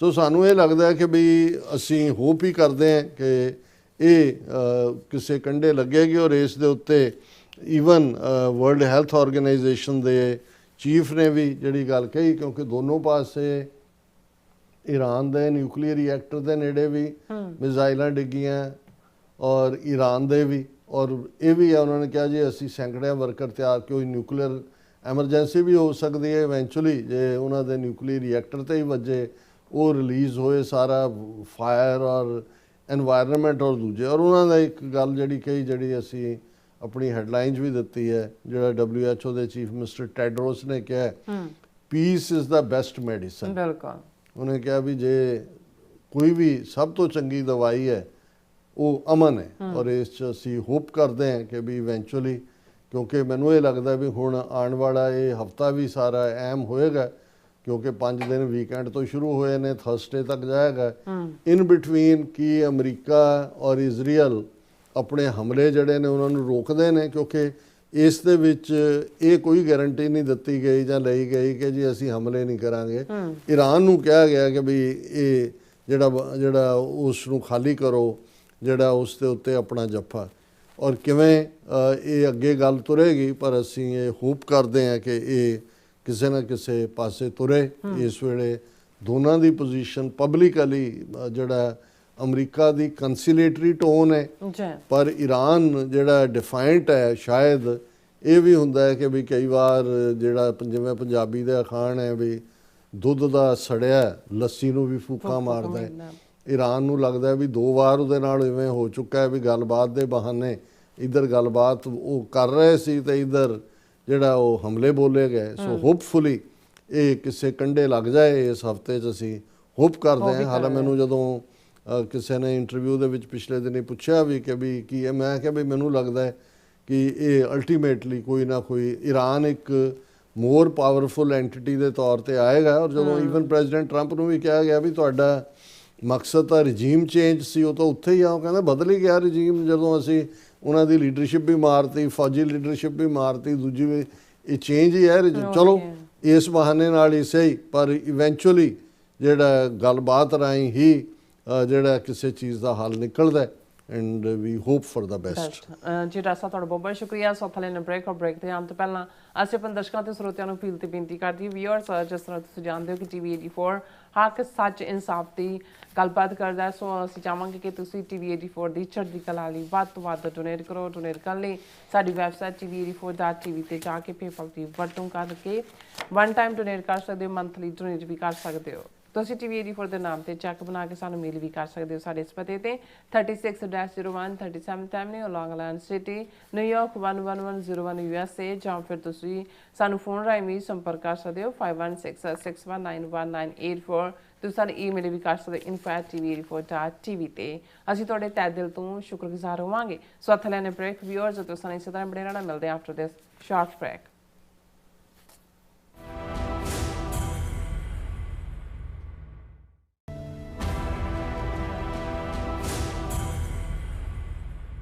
ਵਿਸਾਖੀ ਅਤੇ ਖਾਲਸਾ ਸਾਜਨਾ ਦਿਵਸ ਦੀ 327ਵੀਂ ਵਰ੍ਹੇਗੰਢ ਮੌਕੇ ਇੱਕ ਵੱਡਾ ਸਮਾਗਮ ਹੋਣ ਜਾ ਰਿਹਾ ਹੈ। ਵਿਸਾਖੀ ਜੋ ਸਿਰਫ ਤਿਉਹਾਰ ਨਹੀਂ, ਸਗੋਂ ਖਾਲਸੇ ਦੀ ਪਹਿਚਾਣ ਅਤੇ ਆਜ਼ਾਦੀ ਦੇ ਐਲਾਨ ਦਾ ਪ੍ਰਤੀਕ ਹੈ। ਅਮਰੀਕਾ ਦੀ ਰਾਜਧਾਨੀ ਵਾਸ਼ਿੰਗਟਨ DC ਵਿੱਚ ਕੱਢਿਆ ਜਾਵੇਗਾ ਸਿੱਖ ਫਰੀडम ਮਾਰਚ, ਜਿੱਥੇ ਗੂੰਜੇਗੀ ਸੱਚ ਦੀ ਆਵਾਜ਼ ਅਤੇ ਇਨਸਾਫ ਦੀ ਮੰਗ। ਇਸ ਮੌਕੇ ਵਿਸਾਖੀ ਨੂੰ ਨੈਸ਼ਨਲ ਸਿੱਖ ਡੇ USA ਵਜੋਂ ਮਨਾਇਆ ਜਾਵੇਗਾ। ਤਾਂ ਇਸ ਫਰੀडम ਮਾਰਚ ਦਾ ਹਿੱਸਾ ਬਣਨ ਲਈ ਜ਼ਰੂਰ ਪਹੁੰਚੋ ਜੀ, ਸ਼ਨੀਚਰਵਾਰ 4 ਅਪ੍ਰੈਲ 2026 ਨੂੰ ਵਾਸ਼ਿੰਗਟਨ DC ਵਿਖੇ। ਧੰਨਵਾਦ। ਤੁਸੀਂ ਵੇਖ ਰਹੇ ਹੋ TV 84, ਇੱਕ ਅਜਿਹਾ ਚੈਨਲ ਜੋ ਪਾਬੰਦੀਆਂ ਦੇ ਬਾਵਜੂਦ ਵੀ ਸੱਚ ਨੂੰ ਆਧਾਰ ਬਣਾ ਕੇ ਸਿੱਖ ਸੰਘਰਸ਼, ਸਿੱਖ ਨਜ਼ਰੀਏ ਅਤੇ ਕੌਮੀ ਮੁੱਦਿਆਂ ਨੂੰ ਨਿਡਰਤਾ ਨਾਲ ਸਾਹਮਣੇ ਰੱਖਦਾ ਆ ਰਿਹਾ ਹੈ। ਹੁਣ ਇੱਕ ਵਾਰ ਫਿਰ ਭਾਰਤ ਵਿੱਚ TV 84 ਨੂੰ ਰਿਸਟ੍ਰਿਕਟ ਕਰ ਦਿੱਤਾ ਗਿਆ। ਸੱਚ ਨੂੰ ਦਬਾਇਆ ਤਾਂ ਜਾ ਸਕਦਾ ਹੈ, ਪਰ ਮਿਟਾਇਆ ਨਹੀਂ।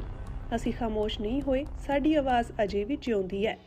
ਭਾਰਤ ਤੋਂ ਬਾਹਰ TV 84 ਅਜੇ ਵੀ ਉਪਲਬਧ ਹੈ ਤੇ ਭਾਰਤ ਵਿੱਚ ਤੁਸੀਂ TV 84 ਦੀ ਵੈਬਸਾਈਟ ਤੇ ਸਾਡੀ ਪੂਰੀ ਰਿਪੋਰਟਿੰਗ, ਵੀਡੀਓਜ਼ ਅਤੇ ਸੱਚੀ ਜਾਣਕਾਰੀ ਵੇਖ ਸਕਦੇ ਹੋ। ਤਾਂ ਅੱਜ ਹੀ ਜੁੜੋ TV 84 ਦੀ ਵੈਬਸਾਈਟ ਦੇ ਨਾਲ, ਸਾਨੂੰ ਸਹਿਯੋਗ ਦਿਓ ਅਤੇ ਸੱਚ ਨਾਲ ਜੁੜੇ ਰਹੋ। TV 84 ਸੱਚ ਦੀ ਆਵਾਜ਼। ਕੀ ਤੁਸੀਂ ਰੋਜ਼ਾਨਾ ਕੰਮ ਤੇ ਆਪਣਾ ਵਧੇਰੇ ਸਮਾਂ ਬਿਤਾਉਣ ਤੋਂ ਪਰੇਸ਼ਾਨ ਹੋ? ਆਪਣੀ ਪੂੰਜੀ ਨੂੰ ਕੰਮ ਤੇ ਲਗਾਓ, ਸਾਡੇ ਨਾਲ ਇਨਵੈਸਟ ਕਰੋ। ਅਸੀਂ ਤੁਹਾਡੀ ਪੂੰਜੀ ਤੋਂ ਤੁਹਾਡੇ ਲਈ ਵਧੇਰੇ ਪੈਸੇ ਬਣਾ ਸਕਦੇ ਹਾਂ। ਅਸੀਂ ਪ੍ਰਾਈਵੇਟ ਇਕੁਇਟੀ ਇਨਵੈਸਟਮੈਂਟ ਫਰਮ ਹਾਂ ਤੇ ਕਮਰਸ਼ੀਅਲ ਰੀਅਲ ਏਸਟੇਟ ਵਿੱਚ ਮਾਹਿਰ ਹਾਂ। Property management, leasing, asset management, commercial real estate investment ਵਿੱਚ ਸਾਰੀਆਂ ਸੇਵਾਵਾਂ ਲਈ ਅਮਰੀਕਾ ਭਰ ਵਿੱਚੋਂ ਤੁਸੀਂ ਸਾਡੇ ਤੱਕ ਪਹੁੰਚ ਕਰ ਸਕਦੇ ਹੋ। ਆਜ਼ਾਦ ਕਮਰਸ਼ੀਅਲ ਰੀਅਲਟੀ ਸਰਵਿਸਿਜ਼ ਤੇ Azad family trust, 701 north post oak road, suite number 204, Houston, Texas. ਤੁਸੀਂ ਸਾਨੂੰ ਸਾਡੇ ਫੋਨ ਨੰਬਰ 7136861277 ਤੇ ਵੀ ਸੰਪਰਕ ਕਰ ਸਕਦੇ ਹੋ। Azad commercial realty service.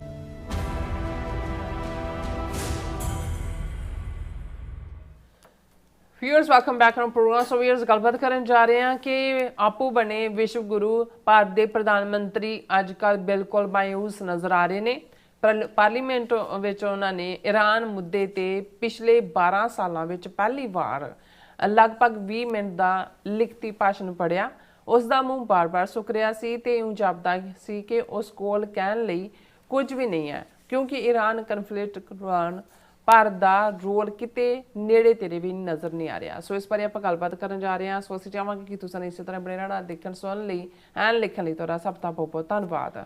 ਜੀ ਡਾਕਟਰ ਸਾਹਿਬ, ਕੀ ਵਿਚਾਰਾਂ ਨੇ? ਦੇਖੋ, ਇਹ ਠੀਕ ਹੈ ਵੀ ਕਈ ਵਾਰ ਉਹਨਾਂ ਦੇ ਹੱਥ ਵੀ, ਜਿਵੇਂ ਅਲਾਮਾ ਇਕਬਾਲ ਨੇ ਇੱਕ ਥਾਂ ਕਿਹਾ ਕਿ ਵੀ ਉਹਨਾਂ ਨੂੰ ਵੀ ਰੱਬ ਇੱਜ਼ਤ ਜਾਂ ਧਨ ਜਾਂ ਸ਼ੋਹਰਤ ਦੇ ਦਿੰਦਾ ਹੈ, ਜਿਨ੍ਹਾਂ ਨੂੰ ਇਹ ਪਤਾ ਹੀ ਨਹੀਂ ਹੁੰਦਾ ਕਿ ਬੰਦਾ ਪਰਵਰੀ ਕੀ ਹੈ, ਇਹ ਰੱਬ ਦਾ ਕੰਮ ਹੈ।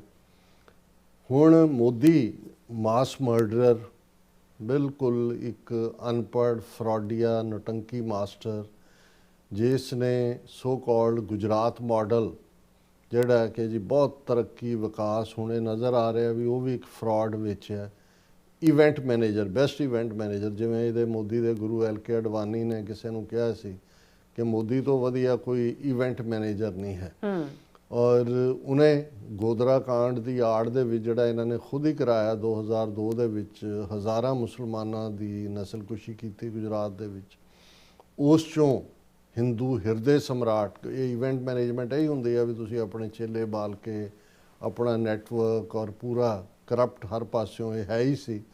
ਹਾਲਾਂ ਇਹ ਜਦੋਂ ਤੱਕ ਸੁਬਰਾਮਨੀਅਮ ਸਵਾਮੀ ਨੇ ਇਹਦੇ ਪੋਲ ਨਹੀਂ ਖੋਲ੍ਹੇ ਜਾਂ ਐਪਸਟੀਨ ਫਾਈਲਸ ਦੇ ਵਿੱਚ ਇਹਦਾ ਨਾਂ ਨਹੀਂ ਵੱਜਿਆ ਜਾਂ ਹੋਰ ਕਾਂਡ ਸਾਹਮਣੇ ਨਹੀਂ ਆਏ, ਕਿਸੇ ਨੂੰ ਇਹ ਲੱਗਦਾ ਨਹੀਂ ਸੀ ਵੀ ਇੰਨਾ ਬਦਅਖਲਾਕ ਆਦਮੀ ਵੀ ਹੈ। ਇਹ ਤਾਂ ਸੀ ਕਿ ਵੀ ਈਗੋਸਟਿਕਨ ਔਰ RSS ਤੇ ਹਿੰਦੂ ਤਵੀ ਨਫ਼ਰਤ ਮੁਸਲਮਾਨਾਂ ਲਈ, ਦੂਜਿਆਂ ਲਈ, ਸਿੱਖਾਂ ਲਈ ਵੀ, ਕਿਉਂਕਿ ਗੁਜਰਾਤ ਦਾ ਚੀਫ ਮਿਨਿਸਟਰ ਹੁੰਦਿਆਂ ਇਹਨੇ ਹੀ ਕੱਛ ਇਲਾਕੇ 'ਚ ਜਿਹੜੇ 1960ਵਿਆਂ ਦੇ ਵਿੱਚ ਗਏ ਸਿੱਖ ਕਿਸਾਨ ਸੀ ਉਹਨਾਂ ਦੇ ਖਿਲਾਫ ਜਿਸ ਕਿਸਮ ਦੀ ਆਪਣੀ ਗੁੰਡਿਆਂ ਤੋਂ ਕਾਰਵਾਈ, ਜ਼ਮੀਨਾਂ ਖੋਹਣ ਦੀ ਲਾਈਨ, ਕੇਸ ਜਿਹੜਾ ਹੈ ਉਹ ਕਿਸਾਨਾਂ ਨੇ ਕੀਤਾ, ਗੁਜਰਾਤ ਹਾਈ ਕੋਰਟ 'ਚ ਕੇਸ ਜਿੱਤਿਆ। ਇਹ ਔਰ ਅਮਿਤ ਸ਼ਾਹ ਉਹਨੂੰ ਕੇਸ ਨੂੰ ਸੁਪਰੀਮ ਕੋਰਟ, ਅਜੇ ਵੀ ਸੁਪਰੀਮ ਕੋਰਟ 'ਚ ਆ ਕੇਸ। ਸੋ ਇਸ ਕਦਰ ਇਸ ਦਾ ਇਹਨੇ ਚੀਫ ਮਿਨਿਸਟਰ ਹੁੰਦਿਆਂ ਗੁਰੂ ਨਾਨਕ ਸਾਹਿਬ ਦੇ ਪ੍ਰਕਾਸ਼ ਪੁਰਬ ਦੀ ਛੁੱਟੀ ਬੰਦ ਕਰ ਦਿੱਤੀ ਸੀ ਗੁਜਰਾਤ। ਬਾਅਦ 'ਚ ਉਹਨੇ ਰਿਲੈਂਟ ਕੀਤਾ ਜਦੋਂ ਇਸ ਦਾ ਰੌਲਾ ਪਿਆ। ਸੋ ਇਵੈਂਟ ਮੈਨੇਜਰ ਪਾਰਲੀਮੈਂਟ 'ਚ ਪਹੁੰਚ ਗਿਆ, ਹਿੰਦੂ ਹਿਰਦੇ ਸਮਰਾਟ 2014 'ਚ ਬਣ ਕੇ। ਹੁਣ 2014 ਤੋਂ ਅੱਜ ਅਸੀਂ 2026 ਦੇ ਵਿੱਚ ਗੱਲ ਕਰ ਰਹੇ ਹਾਂ। 12 ਸਾਲਾਂ 'ਚ ਐਜ਼ ਏ ਪ੍ਰਾਈਮ ਮਿਨਿਸਟਰ ਇਹਨੇ ਇੱਕ ਵੀ ਪ੍ਰੈਸ ਕਾਨਫਰੰਸ ਨਹੀਂ ਕੀਤੀ। ਹੁਣ ਭਾਵੇਂ ਪ੍ਰੈਜ਼ੀਡੈਂਟ ਟਰੰਪ ਦੀਆਂ ਸਾਰੀਆਂ ਗੱਲਾਂ ਨਾਲ ਸਾਰੇ ਸਹਿਮਤ ਨਾ ਹੁੰਦੇ ਹੋਣ, ਲੇਕਿਨ ਕਈ ਵਾਰ ਤੁਸੀਂ ਦੇਖੋਗੇ ਕਿ ਇੱਕ ਦਿਨ 'ਚੋਂ 3 ਵਾਰ ਪ੍ਰੈਸ ਕਾਨਫਰੰਸ ਕਰ ਰਿਹਾ ਹੁੰਦਾ। ਓਵਲ ਆਫਿਸ 'ਚ ਵੀ ਹੋ ਰਹੀ ਹੁੰਦੀ ਹੈ, ਜਹਾਜ਼ ਤੇ ਚੜ੍ਹ ਰਿਹਾ ਤਾਂ ਵੀ ਜਹਾਜ਼ ਤੇ, ਕਿਉਂਕਿ ਡੈਮੋਕ੍ਰੇਸੀ ਦੀ ਇਹ ਖੂਬਸੂਰਤੀ ਹੈ ਕਿ ਜਿੱਥੇ ਤੁਹਾਨੂੰ ਤੁਸੀਂ ਜਵਾਬ ਦਿਓ, ਲੋਕ ਤੁਹਾਡੀ ਬਾਡੀ ਲੈਂਗੁਏਜ ਤੋਂ, ਬਹੁਤ ਵਾਰੀ ਇਹ ਨਹੀਂ ਹੁੰਦਾ ਵੀ ਤੁਸੀਂ ਲਫ਼ਜ਼ ਕੀ ਬੋਲ ਰਹੇ ਹੋ। ਅੱਜ ਕੱਲ੍ਹ ਜੇ ਸਾਈਕੋਲੋਜੀਕਲੀ ਵੀ ਜਦੋਂ ਐਨਾਲਾਈਜ਼ ਕੀਤਾ ਜਾਂਦਾ ਕਿ ਵੀ ਜਦੋਂ ਇਹ ਕੋਈ ਸ਼ਬਦ ਬੋਲ ਰਿਹਾ ਹੈ ਉਸ ਦਾ ਚਿਹਰੇ 'ਤੇ ਕੀ ਪ੍ਰਭਾਵ ਹੈ, ਉਸ ਦੇ ਹੱਥਾਂ ਦੇ ਕੀ ਐਕਸ਼ਨ ਨੇ, ਉਸ ਦੇ ਮੂੰਹ ਦੇ ਉੱਤੇ ਕਿੰਨਾ ਜਿਹੜਾ ਉਹ ਕੌਨਫੀਡੈਂਸ ਹੈ।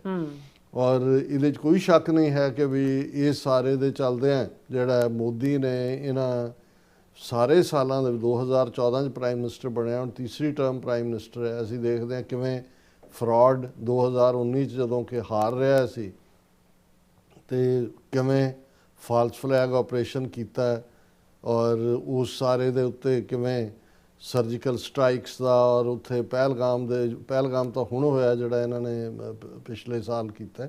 ਉਸ ਤੋਂ ਪਹਿਲਾਂ ਜਿਹੜਾ ਪੁਲਵਾਮਾ ਜਿਸ ਦੇ ਵਿੱਚ 38 ਫੌਜੀ ਮਾਰੇ ਗਏ ਸੀ CRPF ਦੇ, ਫਿਰ ਉਹਨਾਂ ਨੂੰ ਸ਼ਹੀਦ ਬਣਾ ਕੇ ਉਹਨਾਂ ਦੇ ਪਿੱਛੇ ਲੁੱਕ ਕੇ ਜਿਹੜਾ ਉਹ ਵੀ ਸਤਪਾਲ ਮਲਿਕ ਜਿਹੜਾ ਜੰਮੂ ਕਸ਼ਮੀਰ ਦਾ ਗਵਰਨਰ ਸੀ ਉਹਨੇ ਕਿਹਾ ਕਿ ਵੀ ਬਿਲਕੁਲ ਝੂਠ। ਔਰ ਕਹਿੰਦੇ ਜਦੋਂ ਮੈਂ ਇਹ ਕਿਹਾ ਵੀ ਮੈਨੂੰ ਦੱਸਦੇ ਅਸੀਂ ਪ੍ਰਬੰਧ ਕਰ ਦਿੰਦੇ ਜਹਾਜ਼ ਦੂਜੇ, ਕਹਿੰਦੇ ਸਤਪਾਲ ਤੁਮ ਚੁੱਪ ਰਹੋ। ਅਜੀਤ ਡੋਵਲ ਵੀ ਉਹਨੂੰ ਚੁੱਪ ਕਰਾ ਰਿਹਾ, ਦੂਜਾ ਵੀ ਕਰਾ ਰਿਹਾ। ਹੁਣ ਤਾਂ ਸਾਹਮਣੇ ਆ ਗਿਆ ਪਹਿਲਗਾਮ ਵਾਲਾ ਵੀ ਇਹਨਾਂ ਦਾ false flag operation, so called operation Sindoor, ਦੁਨੀਆ 'ਚ ਸਵਾਏ ਇਜ਼ਰਾਈਲ ਦੇ ਕਿਸੇ ਨੇ ਨਹੀਂ ਇਹਨਾਂ ਨੂੰ ਐਂਡੋਰਸ ਕੀਤਾ। ਹੁਣ ਗੱਲ ਇਹ ਹੈ ਵੀ ਜਿਹੜਾ ਜਦੋਂ ਕੋਈ ਇਸ ਕਿਸਮ ਦੀਆਂ ਚਲਾਕੀਆਂ ਕਰਦਾ ਹੈ, ਸਿਆਣਾ ਕਾਂ ਜਿਹੜਾ ਆਪਣੇ ਆਪ ਨੂੰ ਸਮਝਦਾ ਹੁੰਦਾ ਹੈ, ਉਹਨਾਂ ਦਾ ਉਹ ਅਲਟੀਮੇਟ ਕਿੱਥੇ ਜਾ ਕੇ ਡਿੱਗਦਾ ਮੈਂ ਉਹ ਲਫ਼ਜ਼ ਨਹੀਂ ਕਹਿਣਾ ਚਾਹੁੰਦਾ। ਹੁਣ ਇਸ ਨੇ ਕਿਵੇਂ ਮੋਦੀ ਨੇ ਇੱਕ ਪਾਸੇ ਤਾਂ ਸਮਾਜ ਦੇ ਵਿੱਚ ਜਿਸ ਲੈਵਲ ਦੀ ਪੋਲਰਾਈਜੇਸ਼ਨ ਕੀਤੀ ਹੋਈ ਹੈ, ਹਰ ਥਾਂ ਹਿੰਦੂ ਮੁਸਲਮ ਏਜੰਡਾ ਖੜਾ ਕਰਨਾ, ਫਿਰ ਇਹ ਜਿਹੜੀਆਂ ਗਲਫ ਸਟੇਟਸ ਨੇ 6-7 ਉਹਨਾਂ 'ਚ ਜਾ ਕੇ ਉਹਨਾਂ ਦੇ ਸਭ ਤੋਂ ਹਾਈਐਸਟ ਸਿਵਲ ਅਵਾਰਡ ਵੀ ਲਏ ਹੋਏ ਨੇ, ਸਾਊਦੀ ਅਰੇਬੀਆ ਵੀ, UAE ਵੀ, ਕਤਰ ਵੀ, ਫਲਾਣਾ ਵੀ, ਕਿ ਜੀ ਉਹਨਾਂ ਨੂੰ ਵੀ ਸ਼ਰਮ ਨਹੀਂ ਆਈ ਕਿ ਵੀ ਉਹ ਮੁਸਲਮਾਨਾਂ ਦੇ ਨਾਲ ਕੀ ਕਰ ਰਿਹਾ, ਕਿਸ ਲੈਵਲ ਦਾ ਉਹਦਾ ਪਾਰਟ ਹੈ। ਤੇ ਉਹ ਇਹ ਸਮਝਣ ਲੱਗ ਗਿਆ ਔਰ ਫਿਰ ਬਾਹਰ ਤੱਕ ਤੁਰਿਆ ਹੀ ਹੁੰਦਾ ਸੀ ਝੋਲਾ ਚੁੱਕ ਕੇ, ਆਪੂ ਬਣੇ ਵਿਸ਼ਵ ਗੁਰੂ। ਉਸ ਐਵੇਂ ਨਹੀਂ, ਅੰਗਰੇਜ਼ੀ ਮੀਡੀਆ ਜਿਹੜਾ ਕ੍ਰਿਟੀਕਲ ਹੈ ਉਹਨੂੰ ਸੈਲਫ ਸਟਾਈਲਡ ਲਿਖਦੇ ਨੇ ਵੀ ਕਿਸੇ ਨੇ ਨਹੀਂ, ਆਪ ਹੀ G20 ਜਦੋਂ ਹੋਇਆ ਉਦੋਂ ਹੀ ਜੇ 150 ਪੋਸਟਰ ਲਾਇਆ ਤੇ 140 ਆਪਣੇ ਲਾਏ ਹੋਏ ਨੇ ਔਰ ਉਹ ਬਲੀਵ ਕਰਨ ਲੱਗ ਗਿਆ ਵੀ ਵਾਕਿਆ ਹੀ। ਔਰ ਉਹਨਾਂ ਦੇ ਜਿਹੜੇ ਚੇਲੇ ਚਪਟੇ ਜਾਂ 600-700 ਚੈਨਲ ਉਹਨਾਂ ਦਾ ਦਰਬਾਰੀ ਮੀਡੀਆ, ਗੋਦੀ ਮੀਡੀਆ, ਉਹਨਾਂ ਨੇ ਕਹਿਣਾ ਸ਼ੁਰੂ ਕਰ ਦੇਖੋ ਜੀ ਦੁਨੀਆ ਸੁਣਦੀ ਹੈ, ਭਾਰਤ ਕਿੰਨਾ ਵੱਡਾ ਰੁਤਬਾ, ਮੋਦੀ ਦੀ ਸਲਾਹ ਦੇਖੋ ਟਰੰਪ ਦੇ ਨਾਲ, ਅਬ ਕੀ ਬਾਰ ਟਰੰਪ ਸਰਕਾਰ, ਟਰੰਪ ਆ ਗਿਆ, ਨਮਸਤੇ ਟਰੰਪ। ਪੁਤਿਨ ਦੇ ਨਾਲ ਉਹ ਆਪਣੀ ਗੱਡੀ 'ਚ ਬਿਠਾ ਕੇ ਲੈ ਗਿਆ। ਚੀਨ ਸ਼ੀ ਜਿਨਪਿੰਗ ਨੇ ਜਿਹੜਾ ਉਹਨੂੰ ਝੂਲਾ ਚਲਾਤਾ, ਉਹਨੂੰ ਫਲਾਣਾ ਕਰਤਾ। ਹੁਣ ਉਸ ਸਾਰੇ ਦੇ ਚੱਲਦੇ ਆ ਉਸ ਲੈਵਲ ਦਾ ਉਹਨੇ ਆਪਣਾ ਖੁਦ ਹੀ ਆਪਣਾ ਇੱਕ ਇਮੇਜ, ਜਿਵੇਂ ਇਵੈਂਟ ਮੈਨੇਜਰ ਹੈ, ਇਵੈਂਟ ਮੈਨੇਜਰ ਉਹਨੂੰ ਪਤਾ ਹੈ ਕਦੇ ਉਹ ਜੈਕਟ ਪਾ ਕੇ ਹੁੰਦਾ ਵੀ ਜਿਵੇਂ ਸ਼ੇਰ ਦਾ ਸ਼ਿਕਾਰ ਕਰਨ ਚੜਿਆ, ਕਦੇ ਕੋਈ ਹੋਰ ਪੂਰਾ ਆਪਣਾ, ਕਦੇ ਕੋਈ ਐਨਕਾਂ ਲਾਈਆਂ ਹੁੰਦੀਆਂ, ਕਦੇ ਕੋਈ ਟੋਪਾ ਪਾਇਆ ਹੁੰਦਾ, ਕਦੇ ਫੌਜੀਆਂ ਦੀ ਡਰੈਸ 'ਚ ਹੁੰਦਾ, ਕਦੇ ਕਾਰਗਿਲ ਪਹੁੰਚਿਆ ਹੁੰਦਾ ਦੱਸਣ ਦੇ ਲਈ ਕਿ ਦੇਖੋ ਜੀ ਮੋਦੀ ਜੀ। ਔਰ ਫਿਰ ਉਹ ਜਿਹੜੇ ਇੱਕ ਅੱਧੇ ਚਮਚਿਆਂ ਨੂੰ ਇੰਟਰਵਿਊ ਵੀ ਦੇ ਰਿਹਾ ਹੁੰਦਾ, ਕਹਿੰਦਾ ਮੋਦੀ ਜੀ ਨੇ ਇਹਨਾਂ 16 ਸਾਲਾਂ 'ਚ ਕਦੇ ਛੁੱਟੀ ਦਾ ਦਿਨ ਉਹ ਕਰਦਾ ਹੀ ਛੁੱਟੀ ਹੈ, ਇਹੀ ਕੰਮ ਕਰਦਾ, ਉਹ ਘੁੰਮਦਾ ਫਿਰਦਾ ਔਰ ਉਹ ਐਸ਼ੀ ਉਹਦਾ ਜਿਹੜਾ ਬੇਸਿਕ ਪੈਟਰਨ ਹੈ। ਅੱਛਾ, ਹੁਣ ਵੀ ਜਦੋਂ ਇਹ 28 ਫਰਵਰੀ ਨੂੰ ਇਜ਼ਰਾਈਲ ਨੇ ਅਟੈਕ ਕੀਤਾ ਈਰਾਨ ਤੇ ਉਸ ਤੋਂ 48 ਘੰਟੇ ਪਹਿਲਾਂ ਉੱਥੇ ਪਹੁੰਚਿਆ ਹੋਇਆ ਉਹਨਾਂ ਦੀ ਕਨੈਸਟ ਦੇ ਵਿੱਚ, ਪਾਰਲੀਮੈਂਟ 'ਚ ਇਜ਼ਰਾਈਲ ਦੀ। ਔਰ ਭਾਰਤ ਕਹਿੰਦਾ ਮਦਰਲੈਂਡ ਹੈ ਮੇਰਾ, ਇਹ ਫਾਦਰਲੈਂਡ ਹੈ। ਉਹ ਸਾਰੇ ਦੇ ਉੱਤੇ ਈਰਾਨ ਦਾ ਜਿਹੜਾ ਸਾਰਾ ਹਾਈਲਾਈਟ ਹੋ ਗਿਆ ਪਾਰਟ। ਹੁਣ ਆਲਮੋਸਟ 24 ਦਿਨ ਹੋ ਗਏ ਨੇ। ਹੁਣ ਇੱਕ ਪਾਸੇ ਬ੍ਰਿਕਸ, ਹੁਣ ਬ੍ਰਿਕਸ ਦੇ 11 ਮੈਂਬਰ ਨੇ, ਜਿਸ ਈਰਾਨ ਵੀ ਮੈਂਬਰ ਹੈ, Brazil, Russia, India, China, south India founding member 'ਚੋਂ ਹੈ। ਉਹਦਾ ਪ੍ਰੈਜ਼ੀਡੈਂਸੀ ਇੰਡੀਆ ਦੇ ਕੋਲ ਹੈ। ਇਸ ਈਅਰ ਐਂਡ ਦੇ ਉੱਤੇ ਸਮਿਟ ਹੋਣੀ ਹੈ। ਈਰਾਨ ਦੇ ਉੱਤੇ ਜਿਹੜਾ ਬ੍ਰਿਕਸ ਦਾ ਮੈਂਬਰ ਹੈ ਉਹ ਹਮਲਾ ਕਰਦਾ ਹੈ ਇਜ਼ਰਾਈਲ। ਮੋਦੀ ਜਿਹੜੇ ਜਦੋਂ ਈਰਾਨ ਪਲਟਵਾਰ ਕਰਦਾ ਹੈ, ਉਹਨਾਂ ਸਾਰੀਆਂ ਜਿਹੜੀਆਂ ਗਲਫ ਸਟੇਟਾਂ ਨੇ ਜਿੱਥੇ ਅਮਰੀਕਨ ਅੱਡੇ ਨੇ, ਤੇ ਮੋਦੀ ਉਹਨੂੰ ਕੰਡੈਮ ਕਰਦਾ ਹੈ। ਲੇਕਿਨ ਜਿਹੜਾ ਅਟੈਕ ਈਰਾਨ ਦੀ ਸੋਵਰਨਟੀ 'ਤੇ ਕੀਤਾ ਗਿਆ, ਨਾ ਉਹਨੂੰ ਕੰਡੈਮ ਕੀਤਾ, ਨਾ ਖਮੀਨਾਈ ਦਾ ਅਫਸੋਸ ਇਸ ਦਾ ਇਜ਼ਹਾਰ ਕੀਤਾ, ਨਾ ਹੀ ਈਵਨ ਜਿਹੜੀਆਂ ਇਜ਼ਰਾਈਲ ਨੇ ਅਟੈਕ ਕਰਕੇ ਜਿਹੜੀਆਂ ਨੇ 160 ਦੇ ਕਰੀਬ ਸਕੂਲੀ ਬੱਚੀਆਂ ਔਰ ਟੀਚਰਾਂ ਨੂੰ ਮਾਰਿਆ, ਉਹਨੂੰ ਕੀਤਾ। ਸੋ ਈਰਾਨ ਨੇ ਵੀ ਹੁਣ ਆ ਸਿਰਫ 2 ਸ਼ਿਪ ਉਹਨਾਂ ਦੇ ਲੰਘੇ ਨੇ, ਉਹ ਵੀ ਤਰਲੇ ਕਰ ਕਰਾ ਕੇ ਜਾਂ ਕੀ ਪੈਸੇ ਦੇ ਕੇ ਉੱਥੋਂ ਲੰਘਾਏ ਹੋਣੇ ਨੇ। ਹੁਣ ਇਸ ਸਾਰੇ ਦੇ ਚੱਲਦੇ ਆ ਐਪਸਟੀਨ ਫਾਈਲ ਦਾ ਮੁੱਦਾ ਆਇਆ, ਹਰਦੀਪੁਰ ਇਹ ਭੱਜਿਆ ਰਿਹਾ, ਉੱਥੇ ਪਾਰਲੀਮੈਂਟ 'ਚ ਵੀ ਨਹੀਂ ਗਿਆ। ਹੁਣ ਜਿਸ ਲੈਵਲ ਦੇ ਉੱਤੇ, ਕਿਉਂਕਿ ਆਲਰੇਡੀ ਕ੍ਰਾਈਸਿਸ ਡੀਪਰ ਹੁੰਦਾ ਜਾ ਰਿਹਾ, ਜੇ ਪ੍ਰੋਲੋਂਗ ਹੁੰਦਾ ਹੈ ਤੇ ਆਲਰੇਡੀ ਉੱਥੇ ਜਿਹੜੀਆਂ ਨੇ ਬੀਬੀਆਂ ਸਿਆਪਾ ਤਾਂ ਕਰਨ ਲੱਗ ਗਈਆਂ। ਹੁਣ ਉਹ ਚੁੱਲ੍ਹੇ ਦੇ ਉੱਤੇ ਜਿਹੜਾ ਲੱਕੜਾਂ ਬਾਲ ਰਹੀਆਂ ਨੇ, ਸਿਲੰਡਰ ਮਿਲ ਨਹੀਂ ਰਹੇ, ਔਰ ਉਹਨੂੰ ਲੱਗਾ ਕਿ ਵੀ ਹੁਣ ਜਿਹੜਾ ਉਹ ਤਰਲੇ ਮਿੰਨਤਾਂ ਕਰਨ ਦਾ। ਉਹਨੇ ਪਹਿਲੀ ਵਾਰ ਹੈ 2014 'ਚ ਪ੍ਰਾਈਮ ਮਿਨਿਸਟਰ ਬਣਨ ਤੋਂ ਬਾਅਦ ਕਿ ਉਹਨੇ 20-21 ਮਿੰਟ ਦੀ ਆਪਣੀ ਲਿਖਤੀ ਸਪੀਚ ਜਿਹੜੀ ਹੈ ਪੜ੍ਹੀ ਹੈ ਪਾਰਲੀਮੈਂਟ 'ਚ। ਔਰ ਮੈਂ ਜਿਹੜੇ ਅੱਡ ਥੋੜ੍ਹੇ ਕ੍ਰਿਟੀਕਲ ਐਂਗਲ ਤੋਂ ਦੇਖਣ ਵਾਲੇ ਯੂਟਿਊਬਰ ਨੇ ਔਰ ਈਵਨ ਕਾਂਗਰਸ ਦੇ ਸਪੋਕਸਪਰਸਨ ਨੇ ਵੀ ਜਿਹੜਾ ਇਸ ਦੇ ਉੱਤੇ ਟਿੱਪਣੀ ਕੀਤੀ ਹੈ ਕਿ ਉਹਦਾ ਲਫ਼ਜ਼ ਕੁਛ ਹੋਰ ਪ੍ਰੋਨਾਊਂਸ ਕਰ ਰਿਹਾ ਸੀ, ਨਿਕਲ ਕੁਛ ਹੋਰ ਰਿਹਾ ਸੀ, ਮੂੰਹ ਵੀ ਸੁੱਕ ਰਿਹਾ ਸੀ। ਔਰ ਇਹ ਕਹਿੰਦਾ ਵੀ ਪਹਿਲੀ ਵਾਰ ਉਹ ਮੋਦੀ ਜਿਹੜਾ ਹਰ ਇੱਕ ਨੂੰ ਜਿਹੜਾ ਉਹ ਜੱਫੀ ਵੀ ਪਾਉਂਦਾ ਹੈ, ਉਹਦੇ ਜਿਹੜਾ ਹੋਰ ਡਰਾਮੇ ਉਂਗਲਾ ਹਿਲਾ ਲਾ ਕੇ ਵੀ ਜੈਸਚਰ ਕਰਦਾ, ਦੂਜਾ ਵੀ ਉਹ ਮੋਦੀ ਤਾਂ ਨਜ਼ਰ ਹੀ ਨਹੀਂ ਆ ਰਿਹਾ। ਮੋਦੀ ਤਾਂ ਬਿਲਕੁਲ ਸਾਹ-ਸਾਥਹੀਨ, ਜਿਹੜਾ ਅੰਗਰੇਜ਼ੀ 'ਚ ਉਹਨੂੰ ਲੈਕ ਲਸਟਰ ਕਹਿੰਦੇ ਨੇ, ਕਿ ਵੀ ਨਾ ਚਮਕ ਹੈ, ਨਾ ਚਿਹਰੇ ਦੇ ਉੱਤੇ, ਨਾ ਕੋਈ ਰੌਣਕ ਹੈ, ਨਾ ਮੂੰਹ ਦੇ ਵਿੱਚ ਸਲਾਈਵਾ ਹੈ। ਔਰ ਕਰ ਰਿਹਾ ਈਵਨ ਕਾਂਗਰਸ ਨੇ ਉਸ ਦੇ ਉੱਤੇ ਫਿਰ ਪੂਰੀ ਇਹਨੂੰ, ਇਹਨਾਂ ਦੀ ਟਰਮੀਨੋਲੋਜੀ ਕਹਿੰਦੇ ਚੁਟਕੀ ਲਈ। ਔਰ ਉਹਨਾਂ ਨੇ ਕਿਹਾ why Vishwa Guru not advancing BRICS summit for diplomatic initiative on West Asia crisis. Congress ਉਹਨੂੰ ਕਿਹਾ ਬ੍ਰਿਕਸ ਦਾ ਲੀਡਰ ਹੈ, ਉਹਨੂੰ ਜੋ ਬ੍ਰਿਕਸ ਦੀ ਕਾਨਫਰੰਸ ਹੀ ਪਹਿਲਾਂ ਰੱਖ ਲਓ। ਵੀ ਤੁਹਾਡੇ ਉਹ ਕਹਿ ਰਹੇ ਹੈਗੇ ਜੀ ਉਹ ਜੈ ਸ਼ੰਕਰ ਕਾਲ ਕਰ ਰਿਹਾ, ਮੈਂ ਕੁਵੈਤ ਵਾਲੇ ਨੂੰ ਕਾਲ ਕੀਤੀ, ਸਾਊਦੀ ਅਰੇਬੀਆ ਨੂੰ ਕੀਤੀ, UN, they are the ਲੂਜ਼ਰਸ।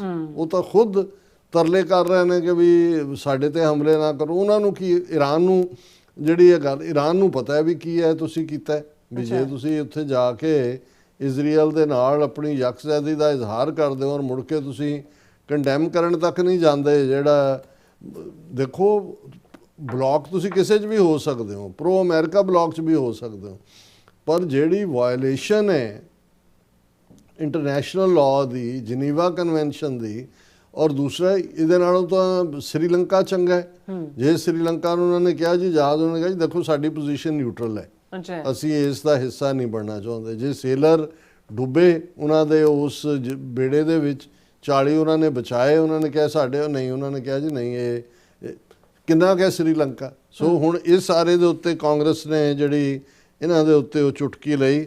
Mister Modi has reportedly been making phone calls to foreign leaders to discuss the West Asia situation. ਉਹਨਾਂ ਨੇ ਕਿਹਾ ਜੀ ਕਾਲਾਂ ਕਰ ਰਿਹਾ ਕਰਨ ਲਈ। This mode of communication has its limitations. ਉਹਨਾਂ ਨੇ ਕਿਹਾ ਜੀ ਫੋਨਾਂ ਨਾਲ ਥੋੜੀ ਗੱਲ ਬਣਦੀ ਹੈ। ਨੋ ਹਗਸ, ਨੋ ਫਿੰਗਰ ਵੇਵਿੰਗ, ਗਿਆਨ ਗਿਵਿੰਗ ਫੋਟੋ ਆਪਸ ਫॉर ਆਵਰ ਐਲ ਸੁਪਰੀਮੋ। ਵੀ ਕਿੱਥੇ ਸਾਡਾ ਸੁਪਰੀਮੋ ਐ ਉਂਗਲਾਂ ਵੀ ਹਿਲਾਉਂਦਾ ਹੈ, ਜੱਫੀਆਂ ਵੀ ਪਾਉਂਦਾ ਹੈ, ਔਰ ਜਿਹੜਾ ਉਹ ਫੋਟੋ ਓਪਰਚੁਨਿਟੀ ਵੀ ਆ। ਹੁਣ ਪਿੱਛੇ ਜੇ ਆਰਟੀਫਿਸ਼ੀਅਲ ਇੰਟੈਲੀਜੈਂਸ ਦਾ ਹੋਇਆ, ਉਹ ਨਾਲ ਖੜਾ ਜਿਹੜਾ ਗੋਰਾ ਹੈ ਉਹਦੀ ਬਾਂਹ ਫੜ ਕੇ ਉਹ ਵਿਚਾਰਾ ਡੌਰ ਪੌਰ ਦੇਖ ਰਿਹਾ ਵੀ ਮੈਂ ਕੀ ਕਰਤਾ। ਉਹਨੂੰ ਦੱਸ ਰਿਹਾ ਫੋਟੋ ਆਪ ਜਿਹੜਾ, ਕਹਿੰਦਾ ਵੀ ਇਹ ਵਿਚਾਰੇ ਨੂੰ, ਉਹਨੇ ਕਿਹਾ ਵੀ ਇਹਦਾ ਤਾਂ ਬੁਰਾ ਹਾਲ ਹੋਇਆ ਹੈ। ਔਰ ਚੰਗਾ ਹੋਇਆ ਵੀ ਮੋਦੀ ਜਿਹੜਾ ਹੈ ਉਸ ਬ੍ਰਿਕਸ ਦੀ ਸਮਿਟ ਹੀ ਸੱਦ ਲਏ, ਘੱਟੋ ਘੱਟ ਉਹ ਜੱਫੀ ਔਰ ਦੂਜੇ ਤੀਜੇ ਤਾਂ ਜੋ ਉਹ ਕਰਦਾ ਹੈ। ਉਹਨਾਂ ਨੇ ਕਿਹਾ why is the self style Vishwa Guru not advancing the summit to put together a diplomatic initiative to deal with the crisis in West Asia and its impacts. Clearly, he doesn't want to antagonize Israel, Prime Minister Netanyahu. So, ਅਸੀਂ ਸਮਝਦੇ ਹਾਂ ਵੀ ਇਸ ਵੇਲੇ ਜੇ ਸਭ ਤੋਂ ਤਰਸਯੋਗ ਹਾਲਤ ਹੈ। ਔਰ ਈਵਨ ਸਾਬਕਾ ਰਾਹ ਚੀਫ ਇੱਕ ਉਹਦਾ ਕੀ ਨਾਂ ਹੈ, ਉਹਨੇ ਕਿਹਾ ਵੀ Pakistan has handled it very well. ਵੀ ਪਾਕਿਸਤਾਨ ਨੇ ਡਿਪਲੋਮੈਟਿਕਲੀ, ਔਰ ਜੇ ਹੁਣ ਗੱਲਬਾਤ ਭਾਵੇਂ ਈਰਾਨ ਨੇ ਡਿਨਾਈ ਕੀਤਾ ਜੀ ਕੋਈ ਸਾਡੀ ਟਰੰਪ ਨਾਲ ਗੱਲ ਨਹੀਂ ਹੋ ਰਹੀ, ਪਰ ਜਿਹੜਾ ਇਨੀਸ਼ੀਏਟਿਵ ਪਾਕਿਸਤਾਨ, ਤੁਰਕੀ ਔਰ ਇਜਿਪਟ ਲੈ ਰਹੇ ਨੇ, ਆਲਰੇਡੀ ਬਿਹਾਈਂਡ ਦਾ ਕਰਟਨ ਜਿਹੜਾ ਪਾਕਿਸਤਾਨ ਇਹ ਕੋਸ਼ਿਸ਼ ਕਰ ਰਿਹਾ, ਕਿਉਂਕਿ ਈਰਾਨ ਉਹਨਾਂ ਦਾ ਨੇਬਰ ਹੈ, ਸਾਊਦੀ ਅਰੇਬੀਆ ਨਾਲ ਡਿਫੈਂਸ ਪੈਕਟ ਹੈ, ਅਮਰੀਕਾ ਦੇ ਖੈਮੇ 'ਚ ਹੈ। ਸੋ ਉਹਨਾਂ ਦੇ ਇੰਟਰਸਟ 'ਚ ਹੈ ਕਿ ਵੀ ਉਹਨਾਂ ਨੇ, ਸੋ ਪਾਕਿਸਤਾਨ ਡਿਪਲੋਮੈਟਿਕਲੀ ਇਸ ਸਿਚੁਏਸ਼ਨ 'ਚੋਂ ਵੀ ਬੈਸਟ ਜਿਹੜਾ ਉਹਨਾਂ ਦਾ ਰੋਲ ਹੈ, ਉਹਨਾਂ ਨੇ ਆਪਣਾ ਜਿਹੜਾ ਉਹ ਸਾਰਾ ਪਾਰਟ ਠੀਕ ਕੀਤਾ ਹੈ। ਪਰ ਇਸ ਵੇਲੇ ਵਿਸ਼ਵ ਗੁਰੂ ਜਿਹੜਾ ਵਿਚਾਰੇ ਦਾ ਮੂੰਹ ਸੁੱਕਿਆ ਤੇ ਉਹ ਸਾਰਾ ਜਿਹੜਾ ਪਾਰਟ ਕਾਂਗਰਸ ਨੇ ਡਿਸਕ੍ਰਾਈਬ ਕਰਤਾ ਕਿ ਬਈ ਉਹਦਾ ਵਿਚਾਰੇ ਦਾ ਹਾਲ ਕੀ ਹੋਇਆ ਹੈ। ਜੀ ਡਾਕਟਰ ਸਾਹਿਬ ਤੁਹਾਡਾ ਬਹੁਤ ਬਹੁਤ ਸ਼ੁਕਰੀਆ। ਸਾਊਥ ਲੈਂਡ ਬ੍ਰੇਕ ਵਿਊਅਰਸ, ਤੁਸੀਂ ਇਸੇ ਤਰ੍ਹਾਂ ਬਣੇ ਰਹਿਣਾ। ਮਿਲਦੇ ਹਾਂ ਛੋਟੇ ਜਿਹੇ ਵਕਫੇ ਤੋਂ ਬਾਅਦ।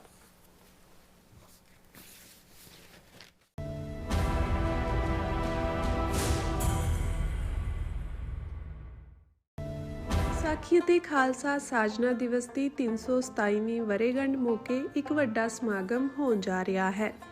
ਵਿਸਾਖੀ ਜੋ ਸਿਰਫ ਤਿਉਹਾਰ ਨਹੀਂ ਸਗੋਂ ਖਾਲਸੇ ਦੀ ਪਹਿਚਾਣ ਅਤੇ ਆਜ਼ਾਦੀ ਦੇ ਐਲਾਨ ਦਾ ਪ੍ਰਤੀਕ ਹੈ। ਅਮਰੀਕਾ ਦੀ ਰਾਜਧਾਨੀ ਵਾਸ਼ਿੰਗਟਨ ਡੀਸੀ ਵਿੱਚ ਕੱਢਿਆ ਜਾਵੇਗਾ ਸਿੱਖ ਫਰੀडम ਮਾਰਚ, ਜਿੱਥੇ ਗੂੰਜੇਗੀ ਸੱਚ ਦੀ ਆਵਾਜ਼ ਅਤੇ ਇਨਸਾਫ ਦੀ ਮੰਗ। ਇਸ ਮੌਕੇ ਵਿਸਾਖੀ ਨੂੰ ਨੈਸ਼ਨਲ ਸਿੱਖ ਡੇ USA ਵਜੋਂ ਮਨਾਇਆ ਜਾਵੇਗਾ। ਤਾਂ ਇਸ ਫਰੀडम ਮਾਰਚ ਦਾ ਹਿੱਸਾ ਬਣਨ ਲਈ ਜ਼ਰੂਰ ਪਹੁੰਚੋ ਜੀ ਸ਼ਨੀਚਰਵਾਰ 4 ਅਪ੍ਰੈਲ 2026 ਨੂੰ ਵਾਸ਼ਿੰਗਟਨ ਡੀਸੀ ਵਿਖੇ। ਧੰਨਵਾਦ। ਤੁਸੀਂ ਵੇਖ ਰਹੇ ਹੋ TV 84, ਇੱਕ ਅਜਿਹਾ ਚੈਨਲ ਜੋ ਪਾਬੰਦੀਆਂ ਦੇ ਬਾਵਜੂਦ ਵੀ ਸੱਚ ਨੂੰ ਆਧਾਰ ਬਣਾ ਕੇ ਸਿੱਖ ਸੰਘਰਸ਼, ਸਿੱਖ ਨਜ਼ਰੀਏ ਅਤੇ ਕੌਮੀ ਮੁੱਦਿਆਂ ਨੂੰ ਨਿਡਰਤਾ ਨਾਲ ਸਾਹਮਣੇ ਰੱਖਦਾ ਆ ਰਿਹਾ ਹੈ। ਹੁਣ ਇੱਕ ਵਾਰ ਫਿਰ ਭਾਰਤ ਵਿੱਚ TV 84 ਨੂੰ ਰਿਸਟ੍ਰਿਕਟ ਕਰ ਦਿੱਤਾ ਗਿਆ। ਸੱਚ ਨੂੰ ਦਬਾਇਆ ਤਾਂ ਜਾ ਸਕਦਾ ਹੈ ਪਰ ਮਿਟਾਇਆ ਨਹੀਂ। ਅਸੀਂ ਖਾਮੋਸ਼ ਨਹੀਂ ਹੋਏ, ਸਾਡੀ ਆਵਾਜ਼ ਅਜੇ ਵੀ ਜਿਉਂਦੀ ਹੈ।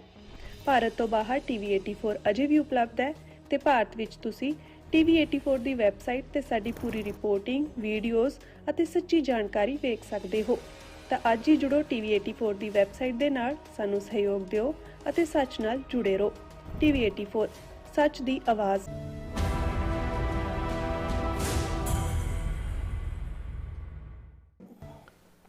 ਦਰਸ਼ਕੋ ਬ੍ਰੇਕ ਤੋਂ ਬਾਅਦ ਤੁਹਾਡਾ ਸਭ ਦਾ ਭਰਪੂਰ ਸਵਾਗਤ ਹੈ। ਸੋ ਵੀਅਰਸ, ਗੱਲਬਾਤ ਕਰਨ ਜਾ ਰਹੇ ਹਾਂ ਕਿ ਪਿਛਲੇ ਦਿਨੀ ਅਮਰੀਕੀ ਕਮਿਸ਼ਨ US ਸਰਫ ਨੇ ਭਾਰਤ ਸੰਬੰਧੀ ਰਿਪੋਰਟ ਵਿੱਚ RSS ਅਤੇ ਰਾਹ ਤੇ ਪਾਬੰਦੀਆਂ ਲਾਉਣ ਦੀ ਰეკਮੈਂਡੇਸ਼ਨ ਕੀਤੀ ਸੀ। ਇਸ ਤੇ ਰਿਐਕਟ ਕਰਦਿਆਂ ਭਾਰਤ ਦੇ 275 ਸਾਬਕਾ ਜੱਜਾਂ, ਐਂਬੈਸਡਰਾਂ ਅਤੇ ਹੋਰ ਉੱਚ ਅਧਿਕਾਰੀਆਂ ਤੇ ਤਾਇਨਾਤ ਰਹੇ ਬਿਊਰੋਕਰੇਟਾਂ ਨੇ ਇਸ ਰਿਪੋਰਟ ਨੂੰ ਜਿਹੜਾ ਰਿਜੈਕਟ ਕੀਤਾ ਹੈ।